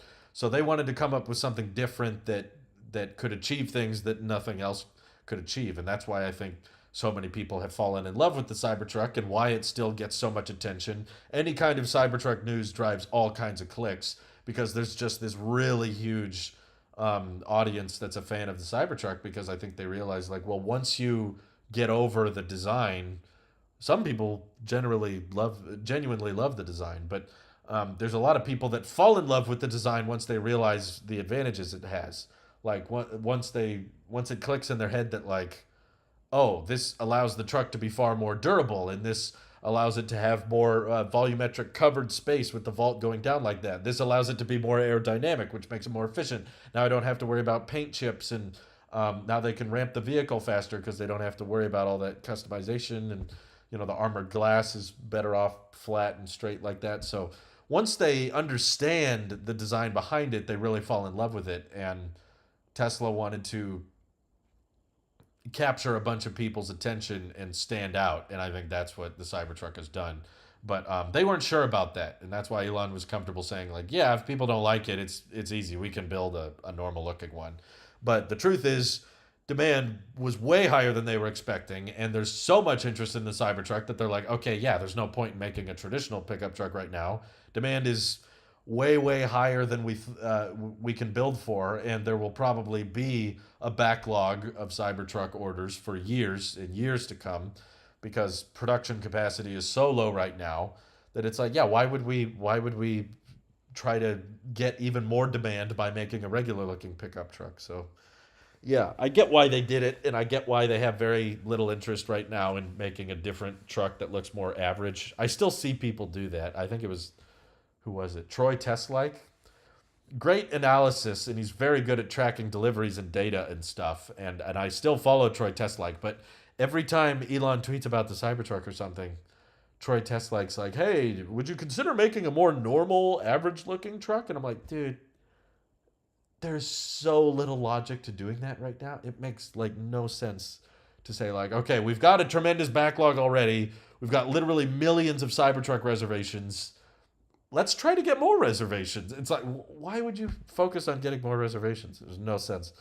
I would like to know if he still thinks that because they have really struggled with trucks. What do you mean, building them? No, I don't have a VIN, Joey, but thanks for asking. If I have a VIN, I'm going to be more convinced that my delivery is upcoming, but I have not been assigned a VIN yet. Vignette. That's a different thing.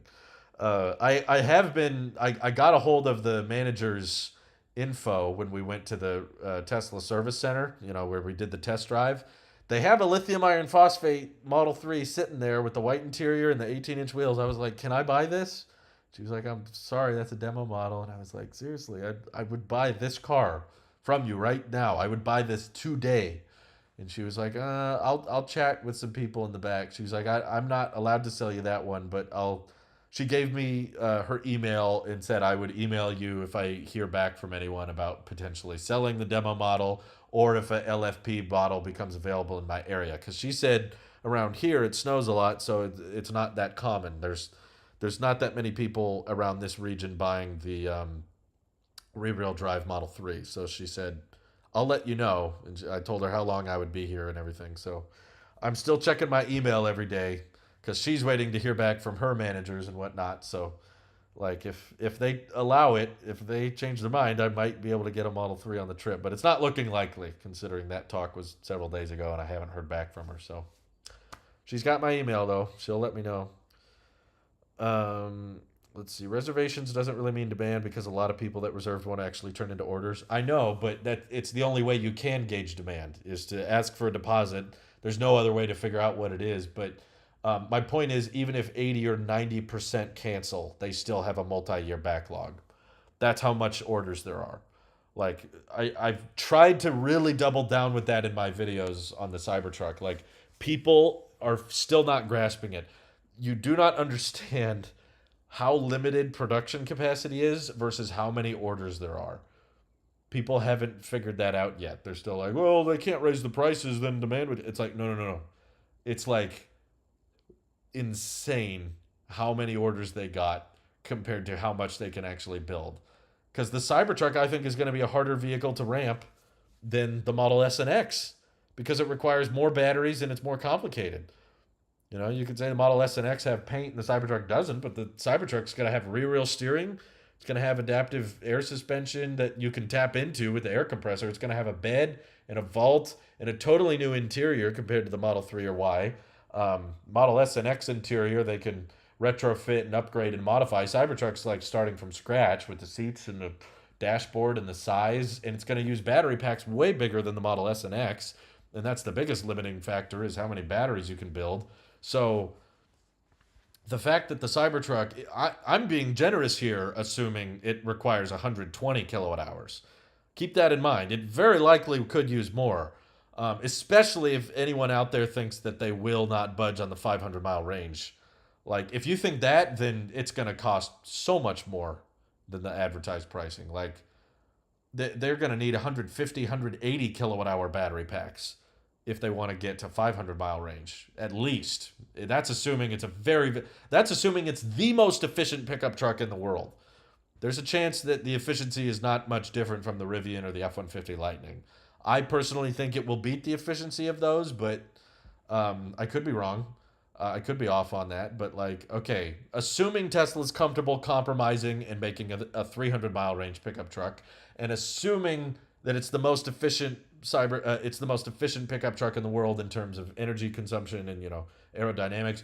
Assuming all of that, it's still going to require like a 120 kilowatt hour pack per vehicle, which is 20 kilowatt hours more than every Model S and X they build. Plus, it's a quad motor. Plus, it's rear wheel steering. Plus, it's armored glass. Plus, it's auto-presenting doors like the Model X is. So, with all of that complexity, look how long it's taken Tesla to build 16,000. That's what the shareholder deck said in Q2. They built 16,000 Model S's and X's. That's with an existing assembly line at the Fremont factory. With a new assembly line, with a new manufacturing process that's requiring all these new form factors, it's like, dude, they are not going to build 100,000 Cybertrucks in the first year of production. I feel like at this point, they'll be lucky to get 50,000 in the first year. And yet we're talking Cybertruck having 1 million, 2 million reservations. Yeah, no. They're going to need most of those reservations to not go through because Elon said himself, they will turn off orders if they're starting to... They won't let people lock in prices like 5 years in advance. That's just ridiculous. They're already thinking about turning off orders on the Model X because of how long the wait time is. Like, if that wait time is that long, you have to shut off orders because you're taking money for you're taking deposits for a car that you're not going to build for 2 years. You have no clue what it's going to cost to build this thing in 2 years.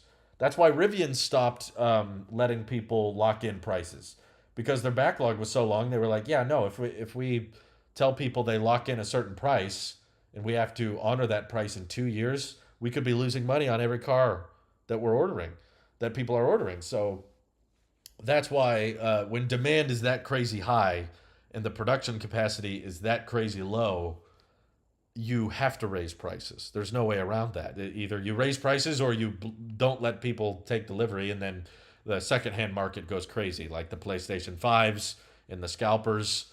If there's like a 5-year long backlog on the Cybertruck, then the scalpers will go crazy. Everyone will flip everyone they can because they'll just make so much more money. So I personally think they will compromise because demand is so crazy high. But we can argue with Jacob here in a little bit. Let's see. I want a monster Cybertruck. You know someone's going to modify it. Oh, yeah, it's a Tesla. People modify every Tesla. Even Teslas that aren't really supposed to be modified, people modify them. Let's see. That's a good question. How many reservation holders will really convert to sales? And both the percentage and the absolute number are interesting to guess at. If no one even wants to make a reservation, then you know there's no demand. But as he says, if the conversion rate is even just 10%, Tesla will be happy with the early Cybertruck sales. What I'm saying is 10% is plenty. Look at how long it's taken to build 16,000 Model S's and X's. Those assembly lines have been running all year. You know, they were delivering. We had the Plaid Model S event over a year ago, and they're still at a run rate of what, like 5,000, a little over 5,000 a month? And that's with pre-existing assembly lines. The Cybertruck doesn't have that. And the Cybertruck requires more batteries than the Model S and X do. So that's my point in saying that, like, even if 90% of the reservations cancel, that would still be like 200,000 reservations. And if they're going to maybe after a year get close to 5,000 Cybertrucks a month, it would still take years for them to match that demand. And keep in mind, reservations are just people who are willing to lock in a pre-order. That does not account for all the demand that comes when a vehicle starts deliveries. Like Rivian is experiencing that right now. Rivian had a pretty decent chunk of reservations. Now they've started delivering cars. Like I said in yesterday's video, butts in seats. Butts in seats are what sell vehicles more than anything. Now that Rivians are out and people are driving them and YouTubers have them and they're talking about their ownership of them, that is driving demand higher. So Rivian had to change their reservation process. So now, because they've had an influx of orders after deliveries have begun, they've now said, okay, you can't lock in a price anymore. You can reserve one, but you don't know what it's going to cost because it could take you 2 years or 3 years to get your car. So the same thing will happen with the Cybertruck. You'll get another big wave of demand once deliveries begin. Once it's out, once YouTubers are using it, once people are actually using it and testing it, you're going to get another big wave of demand. So that's why it's not like, okay, we have the Cybertruck reservations now, they're fixed, and no one will reserve a Cybertruck after deliveries begin, and it's just a matter of time before Tesla catches up on all those orders. It's like, no. The orders keep coming. In fact, the orders particularly keep coming once deliveries begin. Like the Model 3 got a bunch of reservations before it delivered, but it's not like the demand stopped for the Model 3 after they delivered it. There's most people who have a Model 3 today did not pre-order one. And I think the same thing will be the case of the Cybertruck. The majority of people in 10 years that have one will not be people that got a $100 deposit. It'll be people that saw them driving around and decided, I want one of those. No, the earnings call is in 8 minutes, so we're coming up on the earnings call. You'll be able to hear it. I'll play it for you guys, and we can react to it live. But I'll be quiet. I won't say too much. Most reservations for the Cybertruck was made at announcement in the announced price, so that now that those people don't know the price, the reservation numbers are probably not as high. No, I'm agreeing, but I'm saying 90%. I think that's quite a high number of cancellations. I think it's likely that with the updated pricing, 90% of Cybertruck reservations will cancel. Once people find out that it's a $100,000 truck, not a $40,000 truck, it's going to be a huge wave of disappointment. People are going to be really upset. That's why I'm trying to taper expectations with my videos to say, like, guys, no, they're not even close to honoring the prices. Like, it's going to be way different. Okay, so Jacob said, Cybertruck needs 500 miles. I disagree, but I'll keep reading. He says, the F-150 Lightning, when towing, got almost 100 miles. Towing a camper on a 300-mile road trip would add an extra 2 hours. Here's my answer to that, Jacob. F-150 Lightning is back-ordered for years. They're selling those things for twice the MSRP. Tons of people are trying to buy F-150 Lightnings. There's so much demand for them. Ford had to shut off orders. You cannot go onto Ford's website and order a Lightning. You know why? Because even though it's a 230-mile range pickup truck, or if you opt for the higher range, it's 300 miles, 320. Even with towing range going down to 100, there are still tons and tons of people that want one and that are willing to pay over 100 grand for them.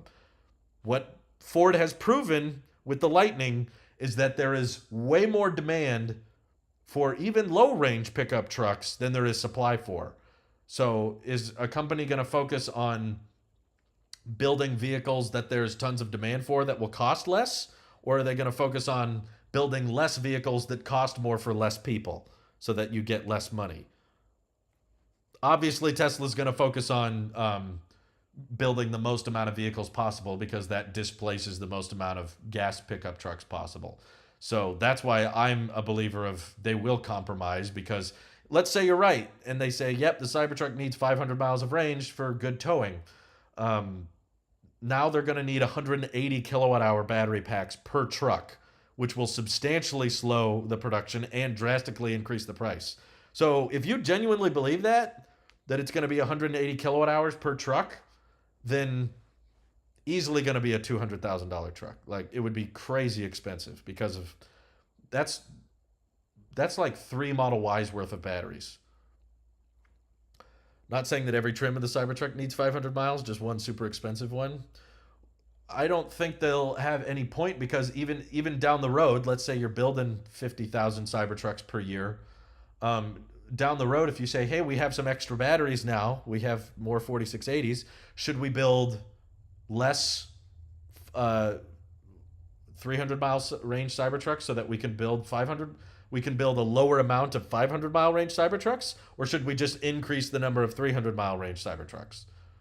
Like, we could just increase capacity to 60,000 a year or 70,000 a year, or we can increase capacity to 55,000 a year, and some of those trucks will have longer range.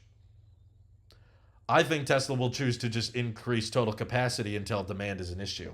If people stop buying Cybertrucks and they gauge the audience and say, why aren't people buying them? Well, it's because the range isn't very good. Then in that case, they will increase the range. But that's not happening. That's not, I don't think we're getting anywhere close to Tesla's all caught up. Everyone who bought a Cybertruck has got it now, and people are just happy with their orders, and that's it. I don't think that's going to happen. I think it's going to be long waits for everyone, even people willing to spend over $100,000 on the Cybertruck. Like, when I ran a poll, I don't know if you guys caught that. I mean, some people say it's a YouTube poll, you can't trust it. I actually think YouTube and Twitter polls are the most accurate, because you get the largest audience, you get the biggest demographic of people.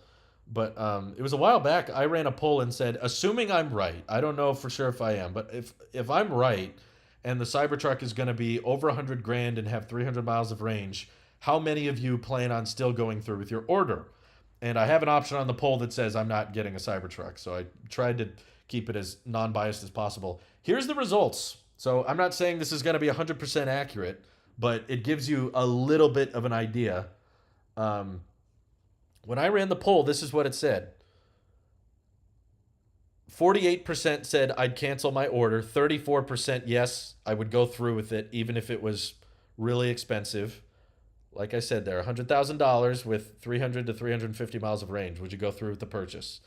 So what that says is not a very large number of people. I mean, around half would cancel, because you got to ignore the third option, which is not interested in Cybertruck regardless. So subtract 20%. But this poll indicates, and again, I'm not holding the accuracy of the poll to a fine tee, like this is exactly what's going to happen, but 2.6 thousand people voted on that poll. That's not a small sample size. And, research groups and analysts try to do sample size, and they'll base sales of a product on like 500 people. They'll sample like 500 to 1,000 people for it to be considered like scientific research. This is like 2.6 thousand people that are saying, 34% of that 2.6 thousand is saying, yeah, I would still go through the order, even if the range wasn't very good, even if the price was that high. So to me, that says that I don't think, based on that poll, 90% will cancel. I'm not saying 0% will cancel, but I don't think it'll be that high. I think it will be like maybe 60% or maybe 70% of Cybertruck reservations won't go through with the order. But if that's true, there's still going to be like hundreds of thousands of orders that aren't going to, Tesla doesn't have the capacity for. It's ridiculous. Tesla needs to expand their superchargers, especially where I live in Canada. The closest charger is 1 hour away. Just keep in mind, superchargers are not for regular daily charging. That's for road trips. Your Tesla will probably be able to drive 1 hour to the nearest supercharger when you go on a road trip. Other than that, they intend on you charging from home or charging at a destination charge or whatever. But yeah, Tesla's expanding superchargers everywhere, pretty much as fast as they possibly can. So I'm with you, but the squeaky wheel gets the grease. Okay, so we should be 1 minute away from the earnings call officially starting. So I'm gonna get it queued up here. It's probably just music right now. Um, oh yeah, it's on there. It's if you don't want to listen to mine because obviously there's gonna be a bit of a stream delay, then oh, Tesla wants me to enter. I am a shareholder, but okay. Here we go. Time to listen. Usually they're a little bit late because, of course, Elon time, but let me cue in here. Tesla should have it on their YouTube channel. Yeah, it's still music, so I'm keeping it quiet for now because I don't want to get copyright claimed. But once they start talking, I'll be quiet, and we'll listen to it here together. Should work. The more energy dense 4680s will be a lot easier to put 180 kilowatt hour battery pack. Nowhere needed as many batteries as 20 weeks. Yeah, okay. First of all, the 4680s have not proven to be very high energy dense. So that's assuming they find out how to mass produce the high energy dense batteries, but that doesn't solve the range problem because regardless of how energy dense the 4680 cells are, you can use fewer cells to get 300 miles of range and build more trucks to address the backlog.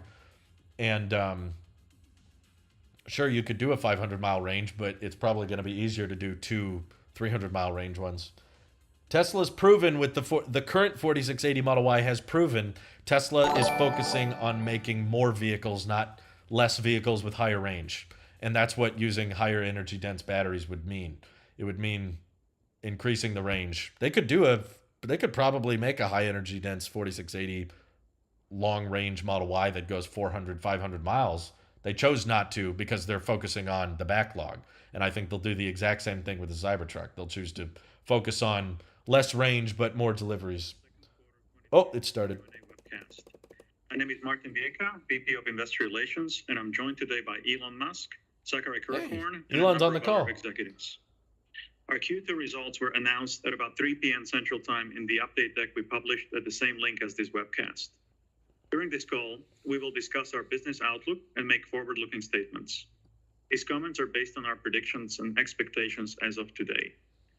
Actual events or results could differ materially due to a number of risks and uncertainties, including those mentioned in our most recent filings with the SEC. During the question and answer portion of today's call, please limit yourself to one question and one follow-up. Please use the raise hand button to join the question queue. But before we jump into Q&A, Elon has some opening remarks. Elon? Thank you, Martin. So just as a Q2 recap, Q2 was a unique quarter for Tesla due to a prolonged shutdown of our Shanghai factory. But in spite of all these challenges, it was one of the strongest quarters in our history. Most importantly, in June, we achieved production records in both Fremont and Shanghai. And as a result, we have the potential for a record-breaking second half of the year. I do want to emphasize this is obviously subject to force majeure, things outside of our control. The past few years have been quite a few force majeures. And it's been kind of supply chain hell for several years.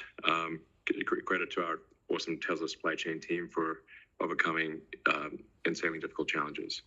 And huge thanks to the Tesla Shanghai factory team who sacrificed a lot to get the factory back up and running in June and achieve a record output. So also making good progress with production ramp with Berlin. We achieved an important milestone of 1,000 cars a week in June, and we're expecting our Giga Texas to exceed the 1,000 vehicle per week milestone hopefully in the next few months. Okay. They're not there yet. We're, to be clear, we're currently making the cars with the 2170 cells, and Drew Becklino will address some of the 4680 questions later in this call. But it is worth emphasizing that we have enough 2170 cells to satisfy all vehicle production for the remainder of the year. So we're not dependent on 4680. 4680 will be important next year, but it is not important this year. That said, we have installed the second generation of manufacturing equipment for 4680 cells in Texas. And even at our established factories like Fremont and Shanghai, we continue to expand capacity. Regarding Autopilot, we have now deployed FSD Beta with city streets driving capability to over 100,000 owners. They're very happy with the capabilities of the system, and will continue to improve it every week. We've now driven over 35 million miles with FSD Beta.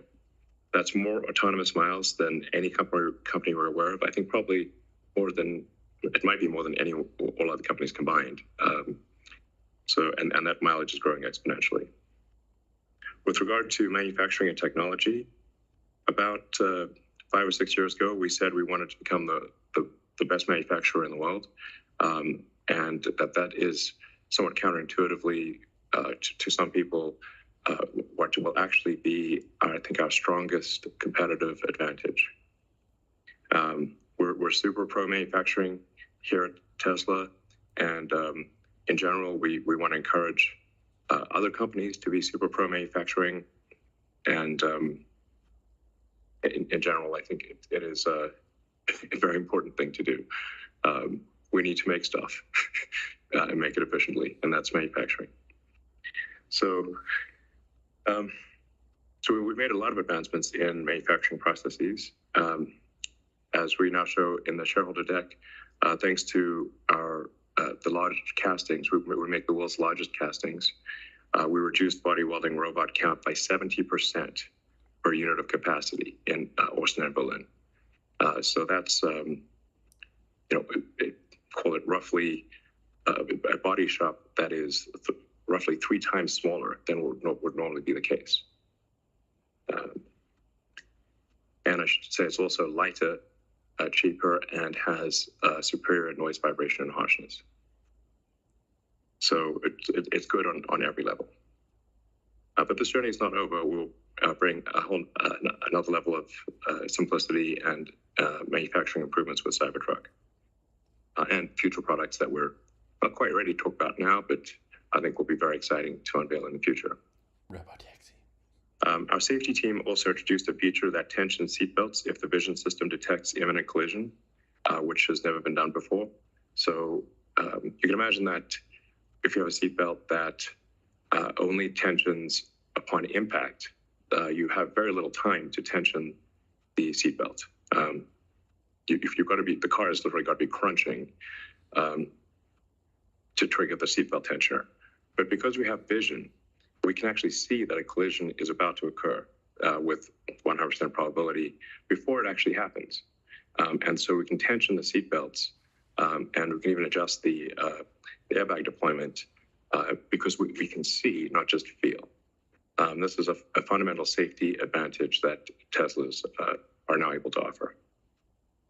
And this is also an over-the-air update. So this is something that will be in place in all cars that have at least AP3 hardware. In conclusion, we exited Q2 with a stronger production rate than ever before. Our team continues to focus on Cybertruck production readiness and some future platform design.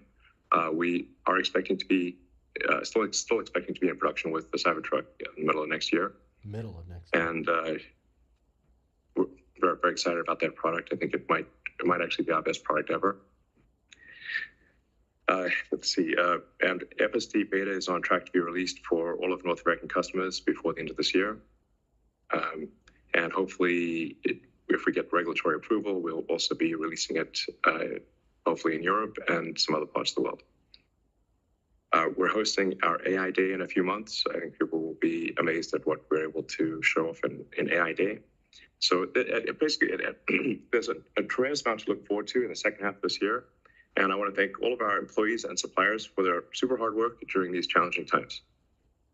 Super appreciated. Thank you. Thank you very much. And Zach has some opening remarks as well. Yeah, thanks, Martin.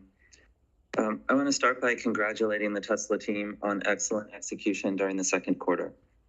Although our production volume reduced sequentially due to COVID-related shutdowns in Shanghai, we made substantial progress in nearly every area of the business, and in particular, our global vehicle production rate as we exited the quarter.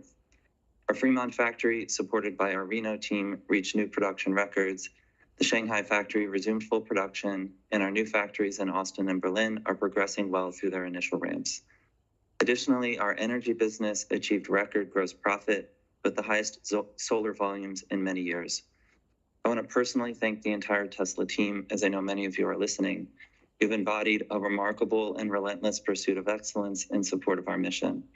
I also want to thank our suppliers for their support during another complicated quarter. On GAAP automotive gross margin, it declined sequentially to 27.9%. The temporary decline in Shanghai production volume meaningfully impacted margin, including idle capacity and factory restart costs, and also had implications on the mix of regional deliveries. Additionally, as discussed on previous calls, we are working through the ramp inefficiencies of our new factories, which are progressing well, but have had an impact on margin as those factories come online. While we continue to see a benefit from higher pricing flowing through, which experienced some foreign exchange-related headwinds, our cost structure continues to experience cost increases from inflation, commodities, and logistics. The energy business progressed well in Q2, aided by alternate solar supply coming online and progress on unit economics. Our storage business remains component constrained on both Powerwall and Megapack, which we hope will alleviate to some extent in the second half of the year. We are greatly appreciative of the patience and flexibility shown by our customers while we work through these challenges.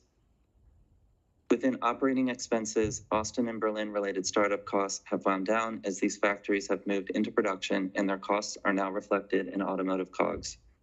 Additionally, we converted a majority of our Bitcoin holdings to fiat for a realized gain, offset by impairment charges on the remainder of our holdings, netting a $106 million cost to the P&L included within restructuring and other. We also incurred restructuring charges related to targeted staffing reductions. Yeah, actually, it should be mentioned that the reason we sold a bunch of our Bitcoin holdings was that we were uncertain as to when the COVID lockdowns in China would alleviate. So it was important for us to maximize our cash position given the uncertainty of the COVID lockdowns in China. We are certainly open to increasing our Bitcoin holdings in future. So this should not be taken as some verdict on Bitcoin. It's just that It will be. We were concerned about overall liquidity for the company given COVID shutdowns in China. And we have not sold any of our Dogecoin. It's still going to take... Wait, they have Doge? We still have it. We still have our Dogecoin. Despite these challenges, we were still able to achieve one of our strongest operating margins of 14.6%. Our free cash flows were impacted by working capital related to the Shanghai factory shutdown. However, we expect this will show as a benefit in Q3 as our working capital related cash flows restabilize. As we look ahead, and as Elon mentioned, we are positioned for a record-breaking second half of the year. We're quite excited about this. A couple things to keep in mind as we progress. Austin and Berlin ramp inefficiencies will continue to weigh on our margins for the balance of the year. However, the impact should reduce as we increase ramp. Second, as we've mentioned before, we expect to continue to see recognized global pricing to increase as our backlog flows through. However, macroeconomic related cost increases will also continue to be part of our story. And finally, despite losing more builds in Q3 than expected, we're still pushing to reach 50% growth this year. This target has become more difficult, but it remains possible with strong execution. And as Elon mentioned, no more force majeure events for the balance of the year. A lot of force majeure in the last several years. That's for sure. Thank you. Thank you very much. And now let's go to the questions from investors. And the first question is, Chinese EV manufacturers seem to be doing a better job than their Western competitors, excluding Tesla, at innovating in software and design. How can Tesla make sure the company is staying ahead of those manufacturers, both within China and outside of China? Well, right now the best Chinese EV manufacturer is Tesla China. We're actually doing the best thanks to our incredible team in China.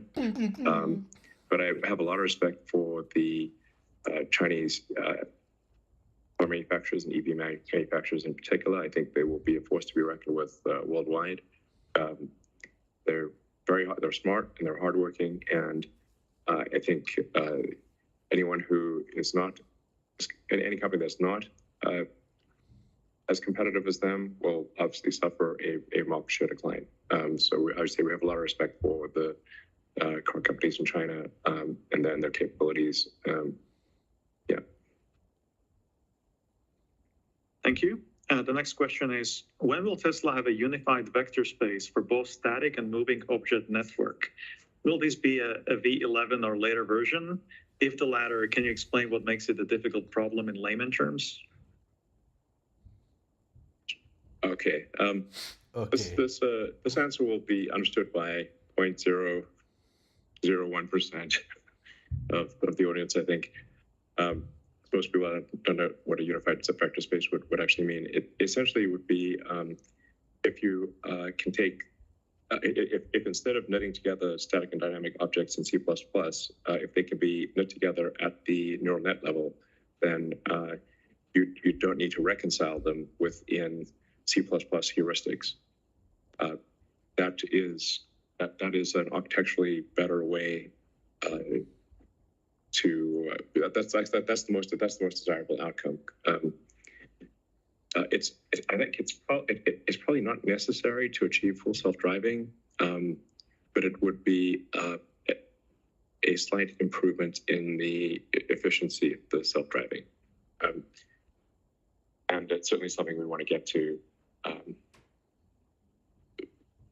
The sort of nirvana situation is you have surround video auto labeling of all static and dynamic objects, and you have then surround video inference with spatial memory as well. And that's, I think we're almost certainly there before the end of the year. Yeah, I'm not sure how many people would understand that, but sounds good. I should say also we are also confident of improving the frame rate as we delete some of the legacy neural nets. We think we might be able to get the frame rate of all 8 cameras maybe up to 36 FPS, which is actually a lot of frames considering it's 8 cameras, but certainly comfortably above 24 frames, which is basically the movie frame rate of movies. Thank you. The next question is, Elon recently tweeted about lowering prices once inflation cools down. Can you elaborate on what do you mean by cooling down and how aggressively the company will lower prices? More broadly, how do you think about the auto pricing long term? Not going to happen. Yeah, so since we have, there's quite a long wait when somebody orders a car. In some cases, it's like six months. In some cases, it could be up to a year. We have to anticipate what the probable inflation rate is over that period of time. So that's what we're trying to do. When we see, when or if we see indications that the inflation rate is declining, then we would not need to increase our car prices. It's possible that there could be a slight decrease in car prices, but this is fundamentally dependent on macroeconomic inflation. It's not something we control. If I were to guess, and I wouldn't take this with a grain of salt, I think inflation will decline towards the end of this year.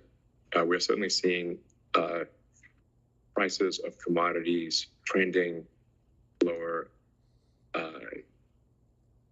but take it with a grain of salt. This is making economic prognostication is fraught with error. I don't know if you guys want to, do you want to say anything about? Yeah, we're certainly seeing, it's kind of a whole spectrum. On the battery metal side, for example, the price of lithium has really shot up. It used to be $11 a kilogram to more than $80 a kilogram. but it's not every situation is that bad. So it's kind of a spectrum. Like carbon steel, aluminum. Talk close to the camera. Carbon steel and aluminum has started trending down. We will see the benefits of it only probably later part of this year or early next year. Yeah, but I think that's just like for most commodities, we're seeing a downward trend towards the end of this year or next year. Some commodities, the processing of lithium is insane. I'd like to once again urge entrepreneurs to enter the lithium refining business. The mining is relatively easy. The refining is much harder. So the lithium is actually a very common. There's like lithium pretty much everywhere, but you have to refine the lithium into battery grade lithium carbonate and lithium hydroxide, which has the extremely high purity. So it is basically like minting money right now. There's like software margins in lithium processing right now. So I would really like to encourage once again entrepreneurs to enter the lithium refining business. You can't lose. It's licensed to print money. Thank you. The next question is, you made the right economic call before most on inflation when you diversified into Bitcoin. It has since shown it's not much of a hedge in the real world test in the last few months. How do you think about it as an asset over long term, and what do you need to see to change your view? Well, Tesla's goal is to accelerate the advent of sustainable energy. We're not really cryptocurrency is a sideshow to the sideshow. We're not cryptocurrency is not something we think about a lot. We think a lot about scaling production and accelerating the advent of sustainable energy, which the record heat waves around Earth serve to emphasize the urgency of that transition. So that is what we're trying to do, is make electric vehicles and solar and stationary storage battery packs, the three pillars of a sustainable energy future, which is like solar and wind for energy generation, stationary battery packs for storage of the solar and wind energy because of its intermittency, and then electric vehicles, the third pillar. And if those three things are solved, we have a sustainable future for civilization. And the fundamental good of Tesla, and the reason we're doing this, or certainly my primary motivation here, is to have the day of sustainable energy come sooner. That's our goal. We're neither here nor there on cryptocurrency. Thank you. The next question on 4680. Elon noted that 4680 plus structural pack is not yet optimized. Can you please share the general path of 4680 and structural packs in terms of cost efficiencies when compared to the traditional 2170 pack? Will cost improvements be mostly due to scale, or do we need to solve some technical issues? Should I start off? Yeah, do you want to do the architecture? Yeah. So structural pack, where we get dual use of the battery or the cells as structure and as energy storage, in the same way that an aircraft gets dual use of the wing as a fuel tank and as a wing, is, I think, unequivocally, from a physics standpoint, the superior architecture. So it's the A architecture.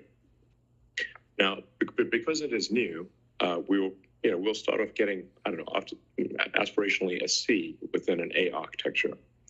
But the potential is there to get radically better and then unequivocally better than a battery pack, which is carried like a sack of potatoes. And we've gained the perspective through putting our first structural pack in production that it is actually the A architecture. Yeah. Like before we did that, it was a hypothesis that was backed with a lot of modeling and first principles analysis, but now we've actually built it and are more confident in that assertion. Exactly. So the structural pack, even the C and the A architecture, is beating the non-structural pack. And so over time, it will, with further refinement, be substantially superior to a car that is carrying a battery pack as though it is cargo. And this, like I said, it's very, very much very analogous to the early days of aviation, where fuel tanks were initially carried like cargo until they realized actually you should get dual use of the fuel tank as a wing and as a fuel tank, and that makes the planes lighter and better. And the same is true of electric vehicles. And on cost improvements, are they due to scale or about solving technical issues? Both. Yeah, it's always both. Yeah, I mean, but really, the two things that improve cost are economies of scale and core technology. So yeah, I think technical issues are not the right. Technical issues like technology it's like getting to the optimal design, right? Like you always start with some excess. Some people might call it fat, but that's not really what you think it is initially. It's that you don't know how lean you can get it until you've done it a couple times. Yeah, I mean, there's some platonic ideal of the perfect product where the atoms, you have exactly the right atoms in there in exactly the right position, and you asymptotically approach this platonic ideal. And but it takes a lot of effort over time to figure out actually what is the platonic ideal, and then to actually gradually approach that. Yeah, I mean, you might need to create a new alloy, then you need to figure out how to cast it, then you need to ramp the casting machine of the new alloy. As an example. We did. As an example. We've done it for rotors, we've done it for the casting, so but those take time. Constant improvement is something we're used to here, and it's something like we've done with our vehicles and our design since the beginning. I mean, even we were talking a couple of weeks ago, like the first version of the front casting that we made that went into the early vehicles is like Model S days? No, I'm talking about like our first Model Ys. Oh yeah. Since we've ordered more dies because we need more dies for more production, we've saved like 4 or 5 kilos of mass just in die iteration, and that's something we do at Tesla like quite regularly, and we'll continue to do. So like we're not happy with a C, like maybe we're at a C plus now because but like we got to keep going to get to a B minus on the rear casting, but there's still tremendous room for improvement with the casting. So the casting is already way better than the rear body casting is already way better than the way it was done in the past, where you've got 120 different parts that are welded together or bonded together with different alloys, and then you have to put sealant in between all the various parts for water ingress and noise. So we're already way better than that with current casting, but there's still a lot of opportunities to reduce the mass of the casting and also extend the casting to include more parts, as well as adapt the rest of the vehicle for the fact that there's a casting. Yeah, I was going to say the same thing, right? Like we're not just evaluating the pack in isolation either. Yeah. It's the pack plus the body, the integration. Do we have mass in the right places? Do we have the cost in the right places, and only just the right amount? And I think, we've gone through one iteration loop. We're doing another one with Cybertruck. I mean, we're taking the learnings and doing, the next version hopefully is a B plus. Yeah. Yeah, exactly. In the A architecture. That's certainly the target. Thank you. The next question is, how do you feel the progress of FSD is going, and does Andrej Karpathy's leaving have any significant impact on timelines or potential progress? Well, since Andrej was writing all the code by himself, naturally things have come to a grinding halt. Insert irony. So Andrej's obviously Andrej's awesome, and we have tremendous amount of respect for Andrej. He's decided to. I think he wants to contribute more to core AI at an academic level. And get back to coding individually. So, but we've got a team of about 120 people in our software AI group that are extremely talented, and I think we will I'm highly confident we will solve full self-driving, and it still seems to be this year. I know people are like, always says that, but it does seem to be like it does seem as though we're converging on solving full self-driving this year. Thank you. The next question is, how is the 4680 ramp going, and is Giga Texas producing cells yet? Yeah, so we are making progress on 4680, but right now, as Elon mentioned, we are leveraging supplier cells, which we have in sufficient quantity to ramp Texas and Berlin. We expect to ramp total 4680 production to exceed 1K per week by the end of the year, hopefully before, well before. In Q2 at Cato, we fully automated powder conveyance for the dry anode electrode tool there, unlocking major increases in production and improvements in yields. Since March, because of that, Cato output has grown 35% month over month, each month since, and yields throughout the factory are already at targets in most areas and trending in that direction in a few others. We did feed learnings from Fremont cell and pack lines to Texas and Berlin. They aren't a carbon copy. Cell design was revved to unlock higher performance and manufacturing simplicity. Manufacturing lines were further integrated, and we insourced additional content. For these reasons, there are some new ramp challenges to overcome in Texas and Berlin. Specific to Texas last quarter, cell equipment was fully installed and commissioned, and we produced our first commissioning car sets of cells through the end of the line. Our target for Texas is to begin production this quarter and aim for Texas to be capable of exceeding Cato weekly output for the end of this year. Okay. Yeah. All right. Thank you very much. The next question is on 4680 as well, but I think Drew has covered everything that was in the next question. So the following question is, with regards to the ramp of production in Austin and Berlin, how is the situation with regards to supply of semiconductors, battery cells, and other components? How about cost inflation impacting profitability of these other plants? Smart. I can take that. So Tesla procures about 1,600 unique pieces of silicon from 43 semiconductor companies. So with a portfolio of that size, there are always challenges. Things are more stable on the latest generation chips. We still see some tightness in the older generation semiconductors, especially in the analog and mixed signal space. But we have line of sight to solve for the volumes being contemplated for both Austin and Berlin.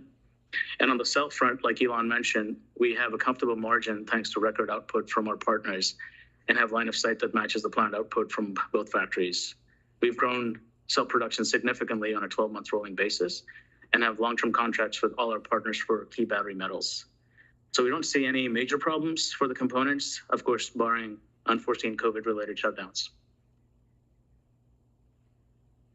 Okay. Just to add on the profitability part of the question, Q2 was our largest increase yet over the last handful of quarters on inflation and commodity-related increases to our cars. It's fairly evenly spread across the factories, given common suppliers or common issues that impact the broad supply chain. So I think I had mentioned before that we had been seeing increases over the course of last year. It ticked up in Q1, and then it ticked up again. The rate of increase was more in Q2. So as we look through to the end of the year, what we're seeing is we don't think the inflation-related increases in Q3 will be as big as Q2. But as Elon had mentioned, there's uncertainty on pricing here. And we don't have full exposure, as Karan had just mentioned, on every component of cost, because we do have some contracts in place, but there are some spot buys as well, and some contracts being renegotiated.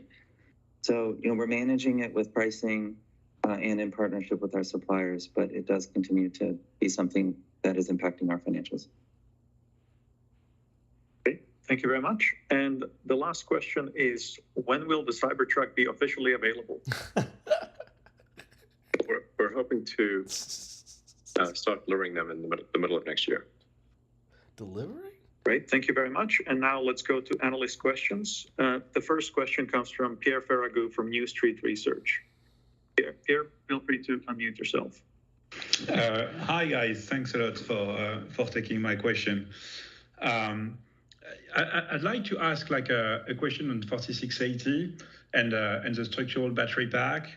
And I'd love to understand where you stand on the technology and efficiency and energy density roadmap that you described at the Battery Day.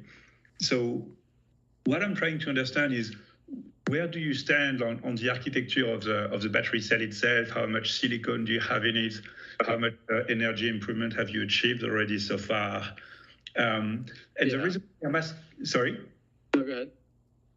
And the reason why I'm asking that is because you have like very smart guys on Twitter who shared experience about trying to fully empty a Model Y from Texas, from Austin, and noticing behaviors and like recharging behaviors that suggested that maybe these cars had like very, very high mileage, very high range, and were like artificially limited in range in software. So I'm just kind of trying to understand how much of an edge you're building at the moment with the 4680 and the structural battery pack on range.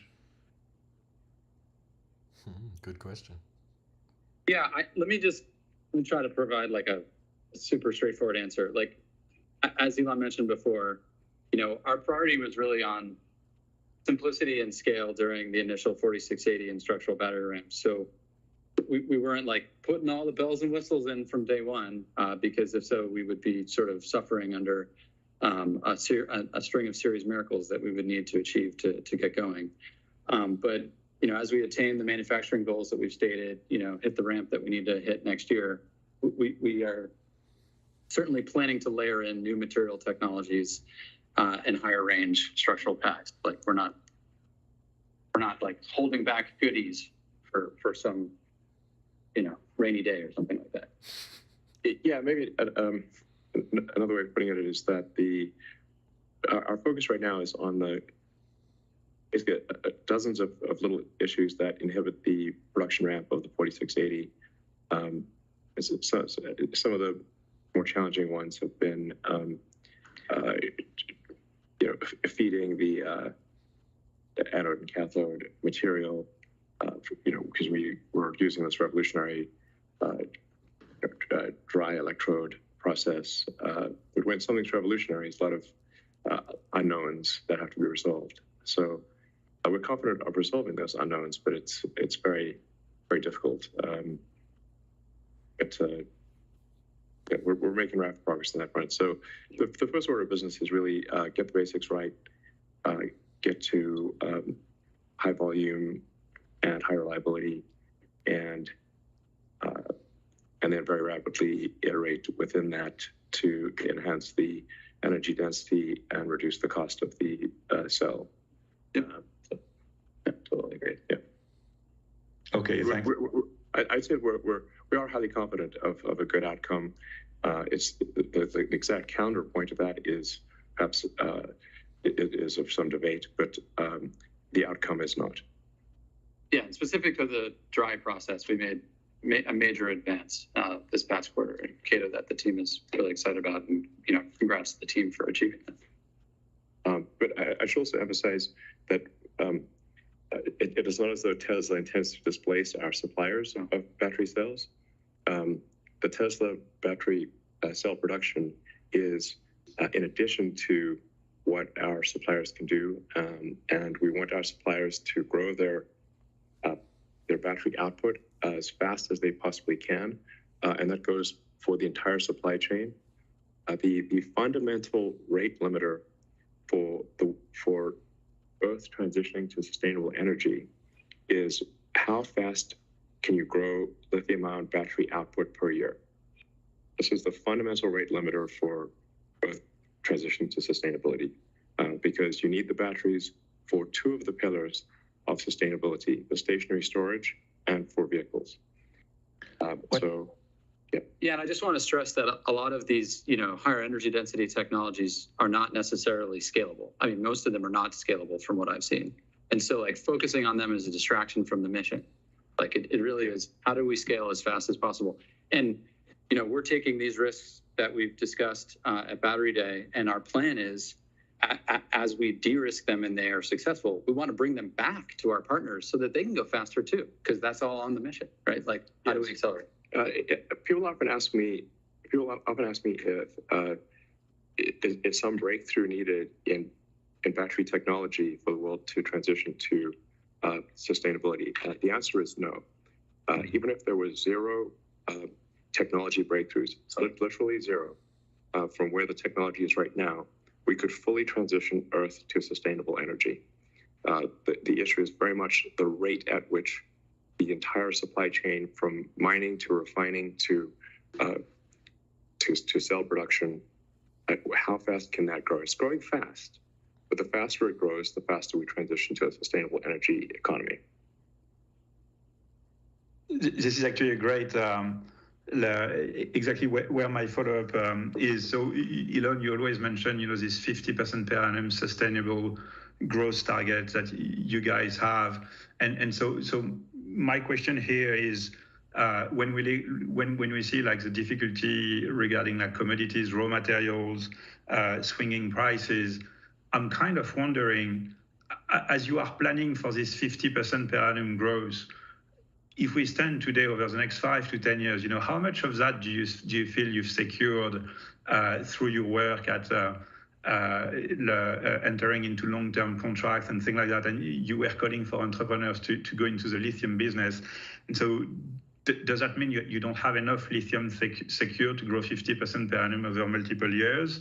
And what's how much of that is secured today, and how fast can you improve that, basically? Well, I think it's very difficult to predict anything 10 years from now. I hope civilization is still around, frankly. I would count that as a win. It's not that funny. Yeah, exactly. Every day. Hopefully we haven't had World War III by then. Or the Earth isn't burned up. Yeah. So, we do see constraints in refining of the materials necessary for lithium-ion batteries.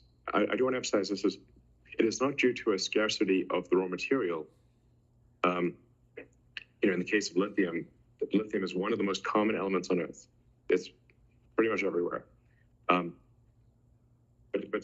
But refining of the lithium into ultra-high purity battery-grade lithium hydroxide and lithium carbonate is quite difficult and requires a massive amount of machinery, and it's a hard thing to scale. As well, it is also difficult to create the anode and cathode. I think my guess is maybe 2/3 of batteries will be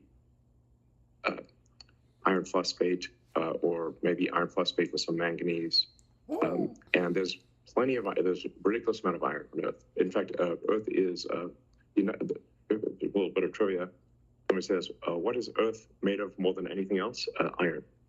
Iron is the number one ingredient of Earth by mass. Number two is oxygen. Yeah, which is wild, but yeah. Oxygen's basically rust. You stuck them together. We're a rust ball. That's almost 2/3 of Earth, I think, is rust. We are like a rusty ball bearing, with a little bit of other stuff. But plenty of lithium. So anyway, there's not like a shortage of materials. Another thing on that LFP thing is it isn't just that there's more access to material that way. The actual refining process is less capital intensive to make a good LFP cathode.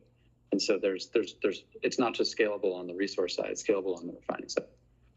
Absolutely. To be clear, there's no fundamental barrier here. It's simply a rate question. Like at what rate can you scale production? Yeah. And I think we're seeing a very rapid increase in battery production, and in the whole supply chain. If you were to say today, what are concerns? A few years down the road, I would say one of the concerns is the machinery to refine the critical ingredients of lithium-ion cells. So the lithium itself, and then the cathode, which, as like I said, will be mostly iron phosphate, perhaps with some manganese, Like I think almost all stationary storage will be iron phosphate, and then you really just need nickel chemistry for long range vehicles and like aircraft and that kind of thing. Yeah. The other thing I would say is, we're working with our suppliers to ramp their capability as quickly as possible. And it's not like we have a problem in the next year or two, to specifically to your question. But when we look 10 years out, we need to do more to accelerate the growth. And that is why we are making our own investments. Like we are building a cathode facility here in Texas. The steel is going up. You can see it in the flyovers. We're working on lithium refining activity as well ourselves, because, the best way to learn how to accelerate something is to do it yourself. So these are the things we're doing to move it all forward. Yeah, I mean, if our suppliers don't solve these problems, then we will. Yeah. Thank you. The next question comes from Emmanuel Rosner from Deutsche Bank. Emmanuel, go ahead and unmute yourself. Yeah, thank you so much. I have a question on your vehicle demand and then a quick follow-up on supply. First, on the demand side, are you seeing any sort of pressure in the order book or the pace of new order, or any sort of like slowdown as a result of the pressures that the consumer is experiencing? Are you worried about it in light of your view of the risk to the economy that I think you expressed, Elon? Dumb question. Well, right now our problem is very much production. So we have long leads on, as anyone can tell if they order our car. If you order Model Y, it will arrive sometime next year. So this is clearly not an issue for many months for us. Our problem is overwhelmingly that of production. So, yeah. Okay. Maybe just two things to add. Specifically on your question, are we seeing a macroeconomic impact on our demand? Not that I can tell. Maybe a little, but some maybe, but it's not material. The second thing, to Elon's point about backlogs, we have a very long runway with very long lead times here. I mean, certainly the world is uncertain, and we'll have to see where things go with commodity prices, how quickly we're ramping production, what the state of the world looks like at some point next year. But the demand is not something we spend really any time talking about. Yeah, and I think it's maybe just once again worth mentioning that there is a difference between value for money and fundamental affordability. Because sometimes people say, well, if you got all this demand, why don't you just raise the price to some, double the price or something? And this is usually expressed by somebody who's rich. But there's, even if you rail value for money to infinity, if consumers do not have enough money to buy it, even a product where the desirability is railed to infinity, they simply cannot buy it. So this is why you cannot just raise prices to some arbitrarily high level. I thought you were. Because you pass the affordability boundary and then the demand falls off a cliff. So I do feel like we've raised our prices, or we've raised our prices quite a few times. They're frankly at embarrassing levels. But we've also had a lot of supply chain and production shocks, and we've got crazy inflation. So, I'm hopeful. This is not a promise or anything, but I'm hopeful that at some point we can reduce the prices a little bit. Not soon. Thank you. Okay, Emmanuel, do you have a follow-up? Yeah, my follow-up was actually on the supply side. So it was very encouraging to see that you're quantifying your current installed capacity at basically already in excess of 1.9 million units installed currently. How quickly do you think that you can fill that capacity? A year, 6 months, probably. I mean, I think we've got a good chance of exiting this year at 40,000 vehicles a week.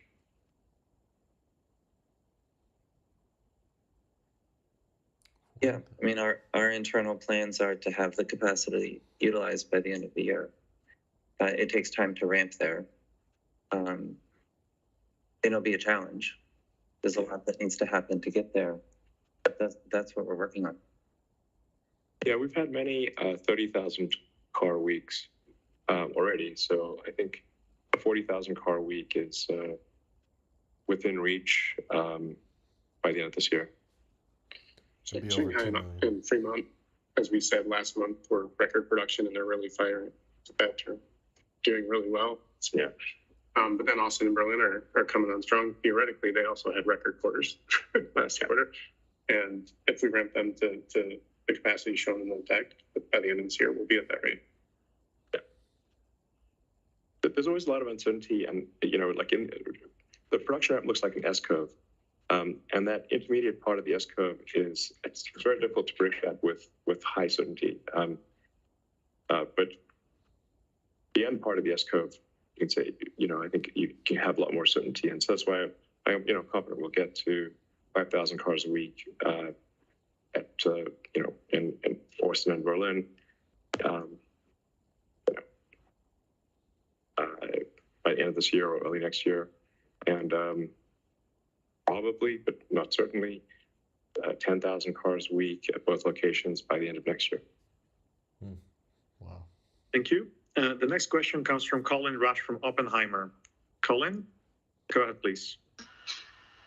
Thanks so much, guys. Could you talk a little bit about the pricing strategy around FSD and as you get closer to this full functionality rolling out and the increased cycle times, how you see that evolving through the balance of this year and into 2023? Yeah, we will. We will increase the price of FSD sometime later this year. Oh no. I think probably just before we go to wide beta. Where wide beta is, anyone who wants to use the beta software with all the caveats associated with that can use it. Then it would make sense to increase the price of FSD. The value of FSD is, I think, extremely high and not well understood by most people.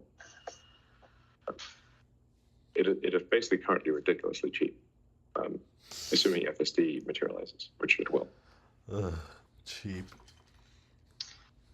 Great. And then, sorry to belabor a little bit on this battery material side, but in terms of some of the suppliers and the contaminants, can you be a little bit more specific around some of the elements that you guys see in some of your supply chain that can prove troublesome on yields for the 4680s, particularly around lithium and potential contaminants in either the hydroxide or the carbonates that you guys end up seeing real issues with as you move into production?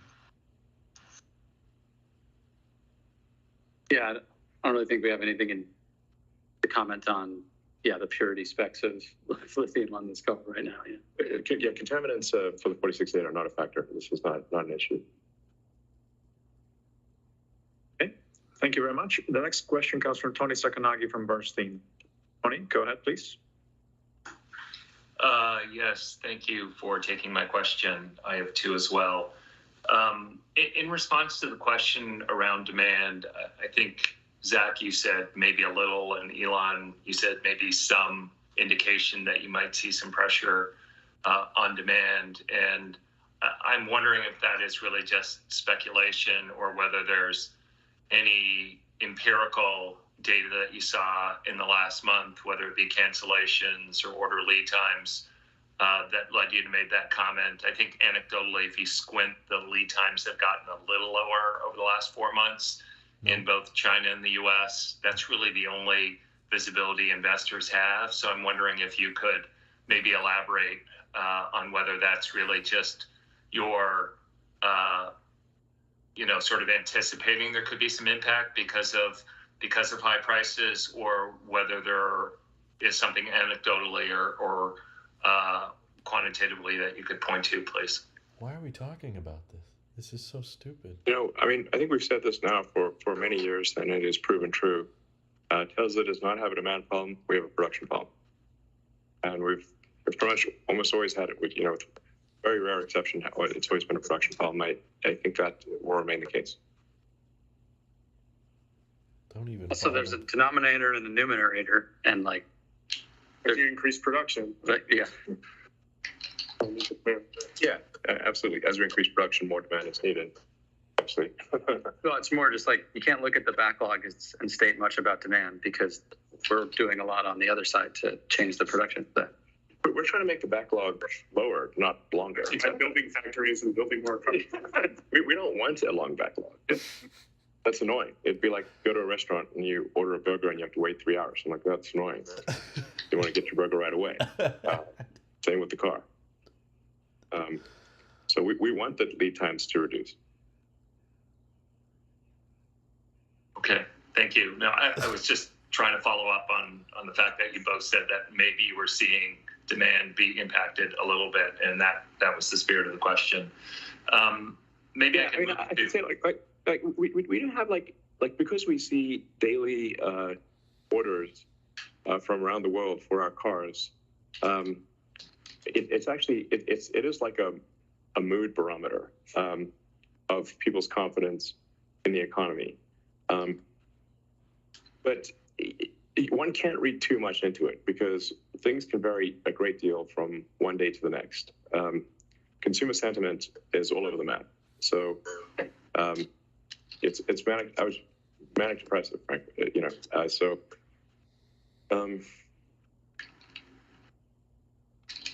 But we have so much excess demand that it's really just not an issue for us. It might be an issue for some other companies, but it is not an issue for us. Okay, thank you. Elon, I'm just wondering a question for you. Tesla's obviously changed dramatically in the last 3 years from, near life or death to a company with, consistent cash flow and industry-leading margins. I'm wondering if you can comment on your personal role in the company and whether you see that changing in terms of your role or your commitment and time spent at the company over the next 3 or 4 years. I think you said a few calls ago you wouldn't be on calls and unless there's something unusual, and you've been on every call since then. I'm wondering how there's been a lot of unusual things. Let's face it. So I'm just wondering about basically, if there's only good news, I won't be on the call. but if you have like a tough situation like COVID shutdowns in China, then I think I'll be on the call. If relatively speaking, there's bad news, and if all we have is good news, then I won't be on the call. But I'm committed to the long term. I mean, I'll work at Tesla as long as I can usefully advance the cause of sustainability and autonomy. Fantastic. Thank you very much. The next question comes from William Stein. Please go ahead and unmute yourself. Great. Thank you very much for taking my question. Elon, in the past, you've given some assessment as to the likelihood that you can achieve success in some of the more interesting AI-oriented efforts, not only FSD, but also Dojo and Optimus. Perhaps you can give an updated view on those. Well, I don't want to steal thunder from AI Day. So I think we'll have some exciting news on AI Day that I think will be further ahead than probably most people think. But I don't want to. I'd love to answer you, but I think we'll leave that excitement for AI Day. Okay, and perhaps a follow-up if I can. We've heard a lot from others, and certainly to some degree from you all, about the shortages in semiconductors in particular. We have seen some, big important customers of that type of product decide to sort of, leverage the ecosystems that exist to make some of their own in those categories. I'm wondering to what degree you're doing that. It's outside of Dojo in terms of the I guess on the inference side, you're certainly doing that in the car. But what about sort of the more mundane areas like microcontrollers and the like? Is there any internal effort to improve supply chain and maybe improve other performance aspects? Well, there's a lot we've done. We've been working with our suppliers a lot. We don't currently intend to make chips ourselves. We don't think there will be a need to make chips, but we have been working closely with a number of suppliers. Actually just met with one of our key supplier CEOs right before this call. We had a great meeting. They're going to make major investments in some of the critical chips and components that we need in the car. And I've actually like take a moment to thank our key suppliers once again for supporting us through difficult times, and they really went above and beyond to support us. So to all our suppliers out there, thanks very much. Yeah, and I guess just maybe we don't talk about it very often, but we do have a lot of custom silicon in the vehicle already. Microcontrollers, yes, some.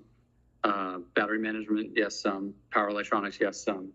So we try to go after where there's actually a technical advantage.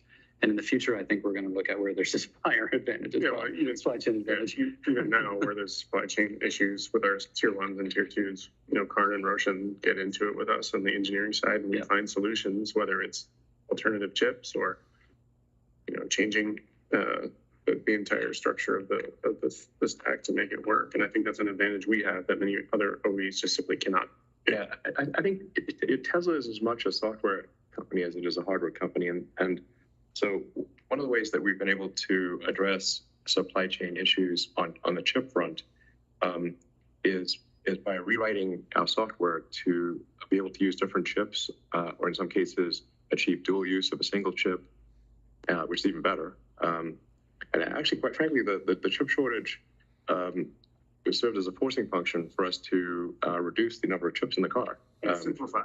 Yeah, it turns out we had more chips than we needed. So, but it's a testament to our software team that we're able to roll a new chip into the car and write a whole new batch of software for that chip, and without interrupting production.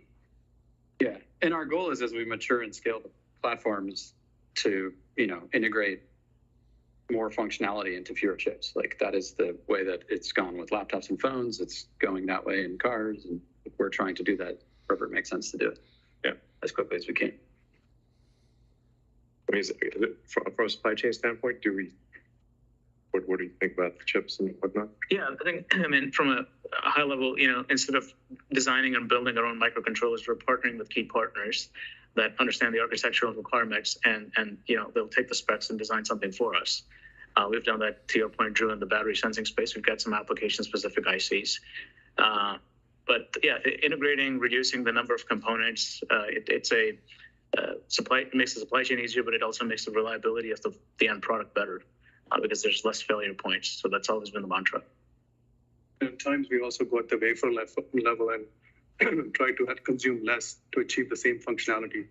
So that's something also that we've been looking at in some of the constrained modules that we've faced in the last 6 months. That's good. Fantastic. Well, thank you very much. I appreciate all of your questions. Unfortunately, this is all the time we have this quarter, and we will speak to you again in 3 months' time. Thank you very much, and goodbye. Bye. All right, end of the call. Not too much new info there. There's a few nuggets to pull out of. I guess you shouldn't expect there to be huge announcements. But they did say they would announce new Gigafactory locations by the end of this year. So I wasn't sure if that would be on this call. Maybe it'll be on the next one. But yeah, it was funny to hear in the same earnings call, Elon say that he thought the prices of their vehicles were embarrassingly high, and he thought full self-driving was very cheap. That's just, that juxtaposition was very jarring for me to be like, so he thinks $12,000 for a software package is low, but $70,000 for the car is high, or $60,000 or whatever, and that I still don't really believe them whenever they say that, you know, if inflation would slow down, they would lower prices. I'm doubtful of that. I think it has more to do with demand, and if there's a backlog, you're leaving obvious money on the table by reducing prices. So the only situation where I could potentially see price reductions is if all of the, or at least most of the delivery times start going down to like measuring in weeks. Like you get the car in the next 4 to 6 weeks. And like they said, they don't want to have a long backlog. They're not in favor of there being a long backlog. They know that's annoying, and they would rather. It's probably easier for them to sell cars at a price, and they know exactly what it's going to cost to build that car. So even from a logistics standpoint, there's all these advantages to not having a backlog. And that's why, again, I reiterate, the Cybertruck will cost way more than you think, because they don't want to have a 5-year long backlog. In fact, they want the shortest backlog possible, and the probably shortest the easiest way to get a short backlog is to raise the price so that most people cancel, because demand is way too high. Youngman says FSD is more than just software. Paying for it is just software. If it, I mean, there's more to it. There's hardware aspects to it, but that comes with every car. Full self-driving software package does not come with every car. So the part you pay for is just software. I disagree in that regard. Mike in the Wood says, I'm surprised they're still holding firm on that delivery target of Cybertruck by this time next year. I wouldn't put too much weight in that. I guess I agree with you. I'm surprised they still say that. But the fact that it still says in development on the shareholder deck, and the fact that the casting press is not installed yet, there's not really much robotics or machineries. That there's still don't forget the 3 stages, video I did. I was hoping people would stay true to that. The 3 stages of Cybertruck development we have to wait for is, for one, the machinery to be installed. That hasn't happened yet, but it will be obvious, trust me. The 9,000-ton gigapress is not going to quietly sneak into the factory when we're not looking. That's a long process. For 2, we need EPA filings. So just like the 4680 Model Y showed up on the EPA documents, I think 3 months before deliveries began. It wasn't right before Cyber Rodeo. I think I remember it dropping in February. It was like early to mid-February, the EPA documents updated with the standard range all-wheel drive Model Y. And so that's got to happen months before deliveries begin. And after that, there's going to be a ton of sightings. So just like how Tesla started delivering 4680 Model Ys, but they didn't deliver them to any customers for another 2 or 3 months, Cybertruck deliveries are not going to sneak up on us. There's pretty obvious steps they need to take. And until the gigapress is installed, I'm still going to say it's a 12-month wait. I don't, and that's for production. I think Elon probably slipped up when he said deliveries would be this time next year. That would be really ambitious, because it would mean they would have to start production and testing like now or in the early part of 2023 in order for deliveries to begin. Maybe he counts employee deliveries as deliveries. So I still think that until that gigapress starts to be installed, I'm not going to even count down from the 12-month wait. Once we start seeing the new Hydra gigapress moving in, I would say, okay, about 12 months from now is when I would expect deliveries. But Mark says if gas hits 50 cents a gallon, they'll drop the price. I don't think the price of gas has anything to do with it. It just has all to do with demand. Elon brought that up as well recently. When they launched the Tesla Roadster, gas was under $3 a gallon. Like, gasoline was very cheap when the Roadster came out, and there was still a lot of people wanting one. A lot of people bought that car. So I don't think, I do not have the belief that the only reason people are buying Teslas is because of how expensive gas is. That's one nice selling point of a Tesla. That's one nice feature. But after driving one, there was so much more that car had going for it than just the fact that it was electric. I mean, yeah, it's a sweet perk, but the software, the simplicity, the design, the acceleration, I mean, that's a perk of it being electric. But I don't think gas prices directly correlate with Tesla's sales. It might have an influence, but I don't think that's the only thing. And also, I don't think gas is going to go down to 50 cents a gallon anytime soon. It's still crazy high. Even out here, when I'm outside of California, the gas prices are still pretty bad. And to say that maybe it goes down, It could change demand, but of course it'll never happen. Yeah, I don't know if it would change demand to the point that they would lower prices. Like Teslas cost a lot, right? Tesla, I know this from firsthand experience. Like the cheapest one you can buy is over $50,000 after taxes. That's an expensive car. To act like people are only buying that because of the gas savings, not like no, you could buy a secondhand used, you could buy a used gas car from 10 years ago that would probably be fine and get you where you need to go, and it would take you years and years, and it would probably take you 15, 20, maybe 30 years before you break even on the gas savings, because supercharging's not cheap either. The price of supercharging has gone up. So it could very well take you, depending on how you charge and how you drive, plus factor in the extra tire changes you have to make with an EV compared to a gas car. And typically Teslas have high insurance cost compared to gas cars. It's not always the case. If you're in a state with Tesla insurance, you can probably get it for cheaper. But still, like there's a lot of expense and higher registration fees with Teslas that I don't think that all of this demand comes from high gas prices. Like we were seeing a big wave and a big backlog before the war broke out and there was all the gas prices started shooting up. There was a lot of demand. Kyle Hub says FSD comes with every car. It's just for them to unlock your access when you pay. Yeah, that's what I mean by what does full self-driving cost? Well, other than the fact that you got to buy a Tesla to have the hardware for it, $12,000 is just paying for software. That's all it is. Wonder how much Tesla spent to figure out FSD. Billions, I bet. Well, if you look at their operating expenses, they're not spending, a crazy amount. They probably spent a lot, I'm sure, but it could be in the billions, I guess. But they're still profitable. They still have fairly good margins, so I would expect that it's probably not in the tens of billions, but maybe 1 or 2 billion in total development has happened. It's hard. We'll probably never know. Let's see.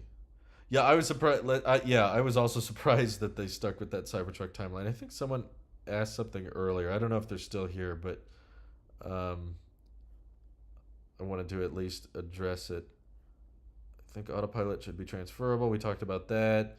Oh, Dan Coker, I think. Dan says, I agree with the notion that FSD is a long way off. I've had my Model 3 for around 3 weeks, and autopilot on highway alone is far from perfect. Yeah, I agree with you, but I wouldn't review autopilot as a statement of here's what the current state of FSD is, because standard autopilot, even on the highway right now, even on the beta, that doesn't work on the highway, is not the latest and greatest in software. So that's not the latest version of code they come up with. So I wouldn't say like, well, this is autopilot today. It's like, well, that's the basic autopilot version that they've had for years, and they've barely tweaked it. So yeah, they did talk about autonomy. Let's see. Do you think the price of Teslas will go down with the recession, since demand might go down during the recession? I see no sign, even with the recession and even with the layoffs and stuff. I've seen no indication that demand will go down at this point. Butts in seats convince people to rearrange their money. And the most amount of people buying $50,000, $60,000, $70,000, $80,000 cars are not the people living to paycheck, which are the people that change their spending habits the most during a recession. When inflation hits, you'll see a lot of people, focus on paying rent or paying their mortgage, or focus on less luxury items when you're not well off. The people buying Teslas, I think, are somewhat well off. I'm not saying everybody buying them is rich, but they're middle class to a point that they can justify the expense. And they're high enough in demand that no, I don't think demand is going down. I think it's stupid that we spent so much time on that stream talking about, is demand slowing down? And they were like, no, not really. Maybe a little bit. And just by, who was it? I think it was Zach Kirkhorn. Yeah, just Zach saying, maybe a little bit. The next guy was like, so about that demand slowing down. They were like, guys, we've never had a demand problem. We especially don't have one now, with the wait times being longer than they've ever been. And yet there's still people that are like, yeah, well, what if demand? What if demand? I'm like, I've been hearing that question for 4 years now. Ever since I started following Tesla, people kept saying, what if demand goes down? What if demand? And now it's taking people over a year to get their car, and we're still asking the same question. What about demand? I'm like, dude, I don't think the recession would last the backlog. You know what I'm saying? Like the time where we would be in a recession, even if demand completely dropped all the way down to zero, we would be out of the recession by the time Tesla caught up with the backlog. Because recessions, typically would be over within that year and a half time frame and that kind of thing. Here's the question I was looking for. Mitch Bellcoin. Sorry if you're not here, but I saw this message earlier. He said, I want to buy a used old pre-styling 2012 to 14 Model S. Is this a good idea, and what advice would you give? I want to buy them because of how cheap they are for price in my country, which is about $20,000 to $25,000. So I would keep in mind that because of when those cars were built, they were known to having a lot of powertrain issues. I recall specifically a lot of people with 2012 and 2013 Model S's saying that the powertrain needed to be replaced sometimes like every other year, just because the way it was engineered or the way it was mass produced was not built to last super long. I would also be cautious of salvage titles. Tesla has some weird supercharging policies with salvaged vehicles. I've seen some people say they can get them to work, but I can't get a consistent answer. So if you buy any Tesla with a salvage title, there's a decent chance, it's not a guarantee per se, but there's a decent chance it won't be able to supercharge, which is kind of a deal breaker for a lot of people. And I don't know if it can charge at every other station except superchargers, but just something to be wary of. Look for range, look for battery degradation. That could be a concern. If you're trying to get a car for $20,000, $25,000, also look at the tires because there's a good chance they're worn. Electric vehicles, because they weigh more, they need tires to be maintained more often. So I know that there's certain aspects of Teslas that allow you to have less maintenance. There's almost no brake pad replacements, no oil changes to worry about, and no transmission, so no smog checks either. If you're in a state that has smog checks, not all of them do. But on one hand, cost of insurance and tire maintenance typically tends to go up. Tires on Teslas don't last as long. Let's see. Expecting anything new / interesting at Cyber Roundup? Probably not. I mean, I watched the annual shareholder meeting last year, and it's not terribly different from an earnings call. They just kind of take a couple questions, talk about the state of the company. They typically don't announce big giant things at shareholder meetings, so probably not anything that new. Maybe little tidbits here and there. I don't know how you guys interpreted it, but when I heard their answer, it sounded like Giga Texas has completely switched over to 2170 Model Ys. That's how I interpreted it. They were like, we've switched over to non-structural packs because we have 2170 cells to work with. So I may have been interpreting that wrong, but it sounds like they're not building 4680 Model Ys right now, which would make sense because they said Giga Texas has ramped up, but they still haven't updated the configurator, and it still seems like it's pretty hard to get a hold of a 4680 Model Y. End of July. I think we joked about this on the podcast at one point, but Sandy Monroe and Associates has actually tore down a 4680 Model Y before the configurator updated with one. I think that says something about it.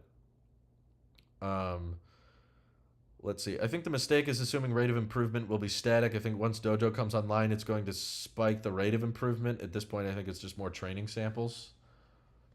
Yeah, I mean, it needs to spike a lot is the thing. Because I've seen improvement with FSD, but what I notice between the betas is sometimes it gets worse.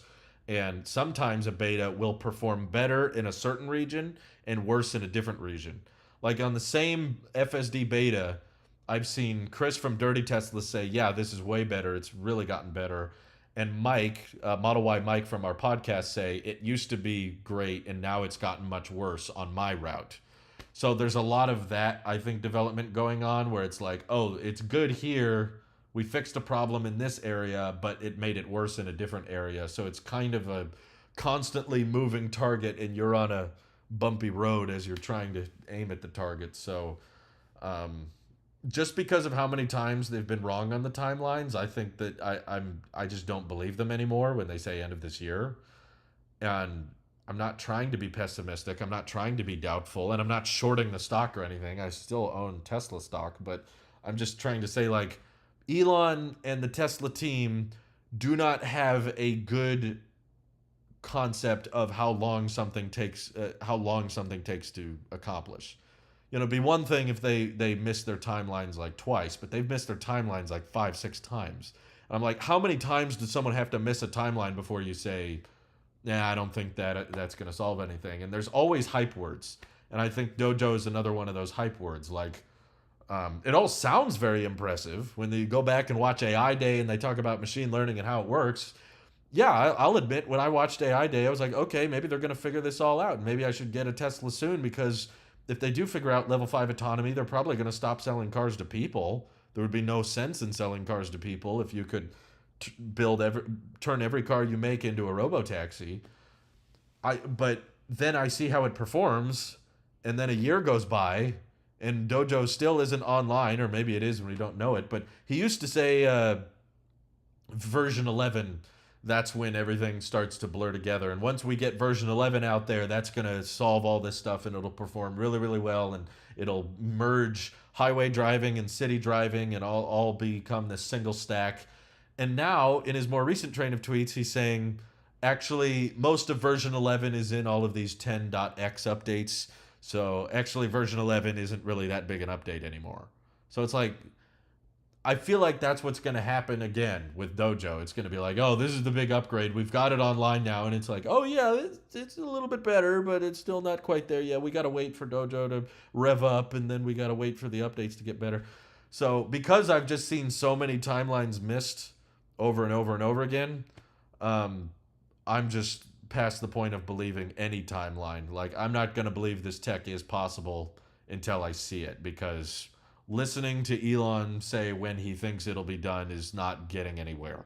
Because I watched Autonomy Day back in 2019 when he thought we would have level 5 robotaxis by the end of 2020, and now we're in halfway through 2022, past halfway through 2022, and it's still like, maybe the beta will go to wide release by the end of the year. That's our goal. Not robotaxis, but our goal is to get to the point where the beta, which you still have to pay attention and you still have to keep your hands on the wheel, that is available to anyone who wants to pay for it. So the timelines and the goalposts keep moving back, and I think they might continue to move back. You know, it's just a certain point in the year where they start saying next year. In the first half of every year, they say by the end of the year. And then once you get into Q3, Q4, then their narrative changes to, okay, by next year we'll figure this out. You know, early next year, and then mid next year, and then late next year. It keeps moving. What is it? $500, send me the money through our pal. For what? Are you making a bet? I didn't catch what the bet is. Sam says, I feel like Tesla shouldn't talk about anything until it's actually in production / ready to roll out within a month. I disagree with hardware. The reason they take reservations for vehicles before they start building them is to gauge demand. If you find out, if Tesla unveiled the Cybertruck and like 100 people reserved one, they would be like, okay, we don't need to order a crap ton of machinery for this truck. We can be incredibly low volume. In fact, we should probably get to work on making a different pickup truck that a lot of people want to buy. You know, if you announced it and you already had all the machinery for it, and you were like, okay, we're ready to bring this to market. We can build 500,000 vehicles a year, and then you release it and unveil it, and no one wants it, and the demand is not there. You just wasted all this money for no reason. So I understand why with vehicle production they announce things so early, because they're trying to get an idea for how many people want the product. But in regards to self-driving tech, I'm okay with them providing updates. I just wish they would stop with the whole, it'll be done by this point, because that's not gotten them anywhere. It's honestly just made them look bad. I think it makes them look scammy. Because it's one thing, you know, I've seen Elon with SpaceX, which does amazing things. SpaceX is the industry leader when it comes to rocket technology, and especially reusable rocket technology. They deliver most payloads to space. It's like 80 or 90% of all payload to orbit is off of SpaceX rockets. He's had unrealistic timelines on that as well, but it doesn't bother me as much because it's just aspirational. It's one thing to be like, okay, we want to get, Starship online and doing missions by this point. And yeah, he rarely hits those timelines, but eventually they come around and do them. I remember watching an interview with him in 2018, and he said, yeah, we're going to take astronauts to the space station on Crew Dragon like next year. And I don't think it actually happened until like end of 2020. So he was like a year or 2 years late on the Crew Dragon thing. But he did say they would do it, and they did it. But my only reason as to why I'm okay with that kind of timeline versus full self-driving is that there's a price attached to it. And the price keeps going up. Even today, they said, we're going to raise the price of FSD later this year. It's creating this false sense of urgency that, yeah, you know what? It's almost done. And when it's done, it's going to let your car make you money. It's going to improve with profitability. And you're like, it feels very multi-level marketing to me of like, you should buy it now when it's cheap. And then later you'll have it and turn it into a taxi service and it'll make you money. And that's just the part of it that I think is so far off. I mean, if they consider FSD feature complete by just rolling out the beta to everyone, but you still have to pay attention, I think that could get them in a bunch of legal trouble as well. So, okay, we've finished full self-driving.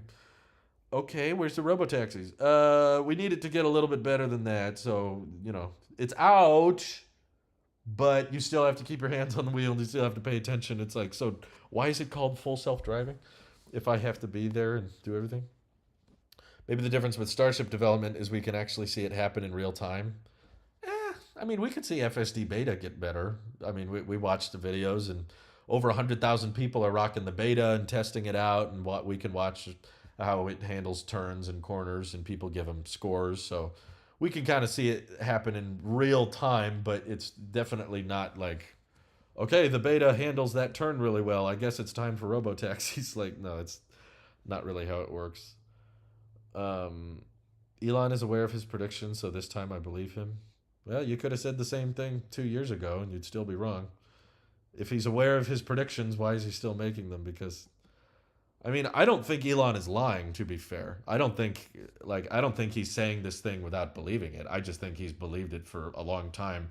And he's very much a guy who lives in the present and the future. He doesn't think about the past.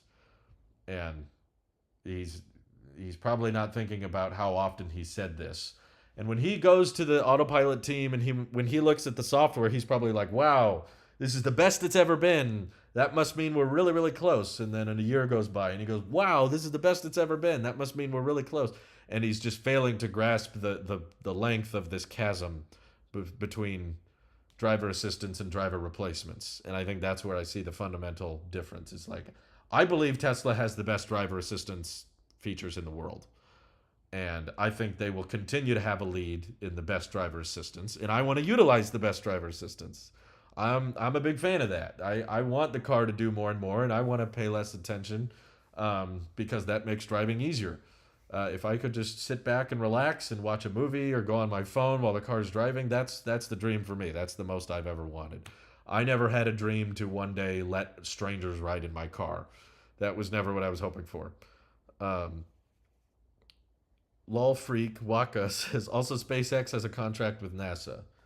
They do, but NASA's saving a ton of money on SpaceX by taking things to the space station, whereas Tesla trying to convince people to buy full self-driving is costing money. It's not saving you money. Maybe the concept is you should buy a Tesla with full self-driving now. That way you don't have to hire someone to drive you, or you don't have to be an Uber driver because the car can make you money. I don't know.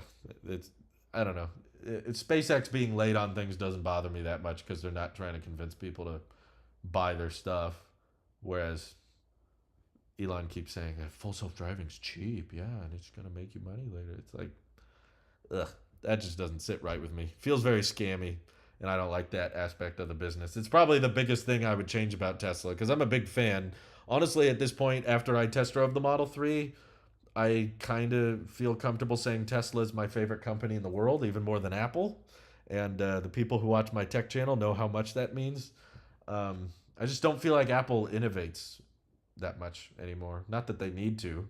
Not. I don't think that Apple should be. Well, I do think Apple should honestly be building electric vehicles, and it's kind of too late for them. But I feel like Tesla kind of stole Apple's thunder. Like if Apple would have entered the EV space when Tesla did, they could be doing a lot more and making a big impact right now. But I feel like they didn't, and they missed it. They missed the big market, and they missed the big transition. And they could have done something really special, but Tesla has kind of taken that iPhone moment of announcing this next big thing or next big product, and that's why I applaud them for it. It's like they've innovated, and they've ramped up production quite a bit, and they're making a big impact, and it's changing the way the automotive market works, and it's changing a lot about our world and about our grid and where energy comes from and all that. They've changed a lot of the car market and the world, and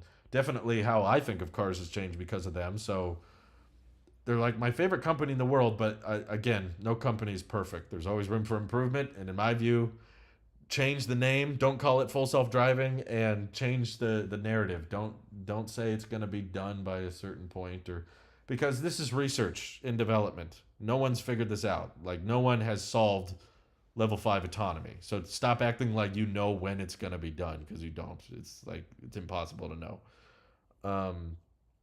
Depends on who are hit by recessions. Those who are making a lot will still buy. I won't, because I'm waiting for optimized 4680 Model Y or S or X. You could keep waiting, but I'm just trying to warn you, young men. I've played that game myself. Like, someone here is asking, will Model 3 go to 4680? I don't think anytime soon, because there's no current plans to start building Model 3s at Texas. They want to build Model Ys, and after that Cybertruck, and maybe after that the Semi. But Tesla said they want to increase their orders from existing suppliers. So I see that as they're going to continue to ramp up 2170 production. They're going to continue to ramp up 1865. So, like, I think, at least in North America, the Model 3s are going to continue to use 2170 cells, and in China. Only place I could see them maybe doing a 4680 Model 3 is in Berlin, because I think for a while now they've said that. Does it still say that on the shareholder deck? Let me check. They thought maybe they would do Model 3 production in Berlin after Model Y had ramped. I don't know if it still says that. I think they removed it at one point.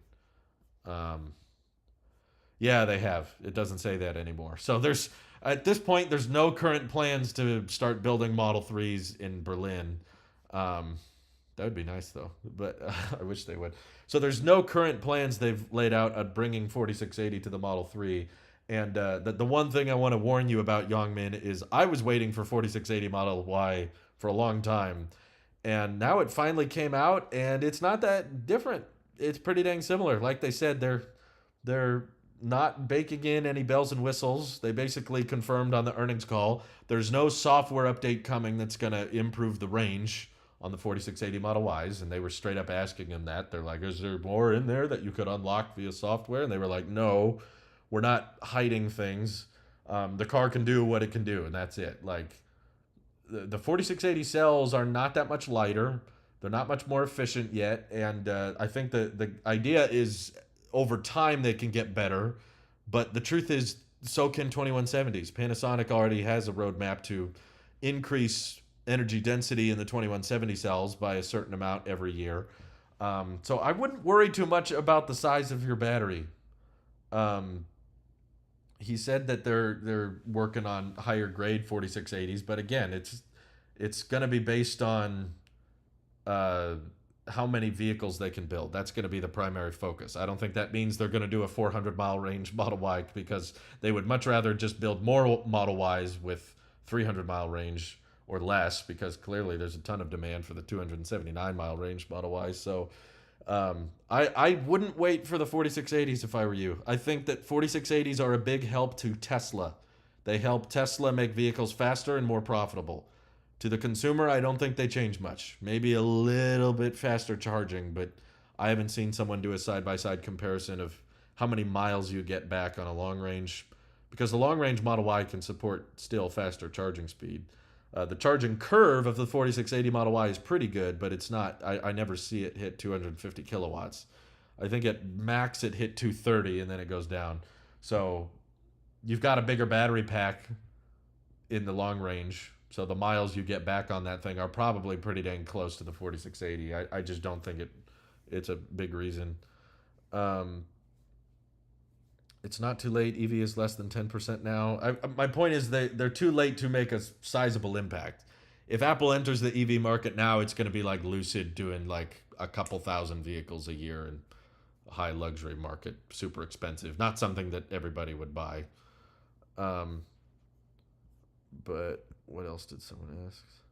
Most people in recessions, usually the people living month to month are the ones who take the hit. The people who buy $50,000 to $100,000 cars aren't typically bothered by that kind of thing. With how fast Tesla changes the features of the cars in lieu of model years, would you consider a Tesla upgrade program of sorts? Oh, I don't like how good of an idea that is, because it would, I guess, encourage people to upgrade annually. And then Tesla could take the cars back and then resell them as existing inventory. It's not a terrible idea, to be honest.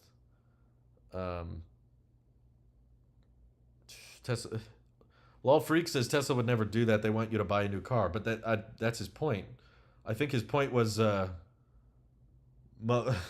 his point was that the upgrade program would encourage you to buy. It's basically, it would be a program that incentivizes you to upgrade your car annually, which arguably that's not a great move for the environment, but Tesla could make the argument that, well, as long as there's new cars, we might be selling more used cars in that case, because there would be people trading in all the time. But we're kind of already there, especially in the Tesla community on YouTube and on Twitter. There's a lot of these guys that buy new Teslas annually. Like, oh, this one got the dual pane glass and the new processor. I'm going to buy that one and sell my old one. And there are technically still more EVs on the road. It's not like when you sell your old Tesla, it goes to a dump. They typically trade it in or sell it to someone else. So I don't think it's a terrible idea. Sam says something like half of Americans live paycheck to paycheck. 64% of America is living paycheck to paycheck in 2022. Yeah, it's not good, but I mean, I don't think 50% of Americans are buying a Tesla every year. Most people buy cars and hold on to them for 8 years. So it's not. I wouldn't look at that as an indicator that demand is going to go down. Yes, recessions hit a lot of people, and in the case of America, I'm sure the recession is going to impact a very large group of the American population. But Tesla's not selling to half of America every year. That's not how it works. Yeah, it's just a lease, I guess, at that point, but that's every 3 years. So, yeah, I don't think they really need a Tesla upgrade program. They would just tell you to lease the car. That's essentially, because Tesla has removed the option for you to buy out your lease. So every time hold on. I might push back on that a bit, just because when your lease ends, you have to give the car back to Tesla, and then you have to make your own arrangements to get a new car. And with wait times the way they are, maybe they could streamline it a little bit, make an upgrade program, and with the upgrade program, you get they tell you, like, okay, the wait time for a new car is this long and your lease expires in this amount of time, so you should probably order your new car now if you want to continue to a different lease for another 3 years. There might be some sense in that, but in Germany, it is a business to buy a Tesla, sell it for profit, and then buy a new one. Yeah, no, I mean, people do that here. That's not just a Germany thing. I see people buying Teslas just to rent them out on Turo. They make good money on that. They just rent out their car a few weeks out of the month, and it pays for itself. Or there's people buying them for Uber. The profit margins of Uber go way up when you drive an EV. So, and the tips typically are higher if you drive a Tesla, and you can drive for Uber Black. So there's like a ton of people that are just buying Teslas solely because they want to use it for Uber. It's not the size of your battery, it's how you use it. That's right.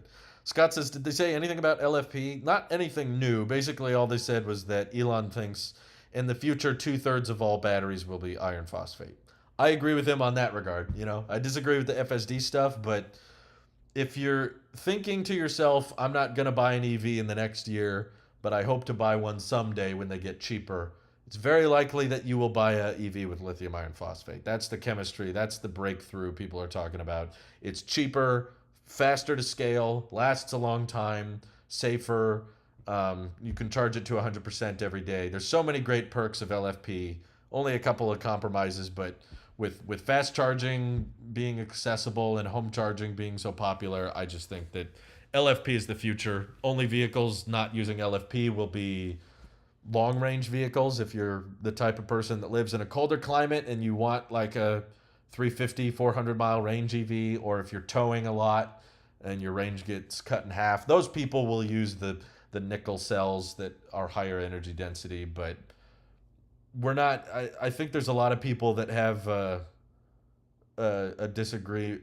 have this mindset that EVs need to all have the same range as gas cars in order to become mainstream. I just don't believe that. It would make your EV way less efficient, and it would cost more to drive if you were hauling around giant battery packs everywhere. What it's all about is figuring out that perfect efficiency number so that you can refuel or recharge within a reasonable amount of time. Like, we could make gas cars go 1,200 miles on a tank. You could just have less trunk space and have a larger gas tank inside gas cars. We don't do that, though, because people have to stop after a certain amount of driving anyway. So we found the right calibration to figure out, okay, this maximizes cargo space and this maximizes efficiency so that they can, you can drive a decent distance and then refuel in a reasonable amount of time. And because EVs are so much easier to charge at home and with stops on with fast chargers and with level 2 chargers, I think that even in the future, when all cars are EVs, most of them are still going to be like 250 to 300 miles.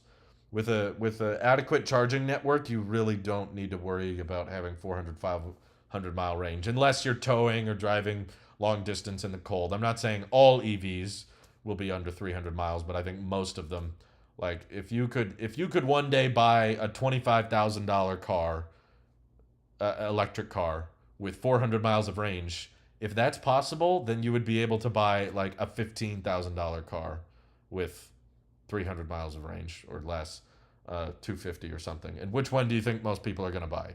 You think most people are going to spend the extra $10,000 to go further? Some will. I'm not denying that, but most people will probably just take the money savings. I have a lower range EV and it's 100% fine. Yeah, I think that's the public. The general public is just slowly catching on to that. I need the recession to crash the rental market. Rent is out of control. Oh, I know. It's pretty bad. I'm very grateful I'm not renting. They did say that 4680 is a C grade and that we'll be working on a better grade like B or A. Yeah, I know that's in the timeline, but even if the cells get better, that doesn't guarantee the range will get higher. They can just use fewer cells. I could fill my Jag's whole trunk with a gas tank and probably not break 400 miles. Gas is very energy dense. It's a very inefficient process we have of extracting energy out of gasoline, but you get a lot of energy out of a very small amount of gas. I think 1 gallon of gasoline is like 33 kilowatt hours. So you do the math on that, like a 15-gallon tank is like, what? Let's do it. 15-gallon tank is something like 500 kilowatt hours worth of energy. So obviously you don't get to use all that energy because gas cars aren't efficient. But anyway, I've been live for a long time, and I appreciate you all for being in the stream, reacting to it with me. It makes it far more interesting to do it with you guys. But I appreciate you all for tuning in. I could do this all day if I'm not careful, so I better just call it now. But before I sign off, I just want to once again thank our extra generous supporters on Patreon. Joshua Vinnick, Dennis P., who's from the Best Cell Phone Plans podcast that I joined him on. Shout out to Dennis. Dr. Mark Troy, who's a dentist in the Woodland area. Bennett Williams, Joshua Levitsky, and Robert Brindle. All you guys, thank you for your support. Extra support on Patreon. You guys are great. And, of course, just watching helps a ton, too. So have an excellent rest of your day, guys. I'll post any delivery updates on my Model 3, of course, I'm getting really impatient. I'm ready to go. So I'll tell you all about it later. Take care, all. Bye-bye.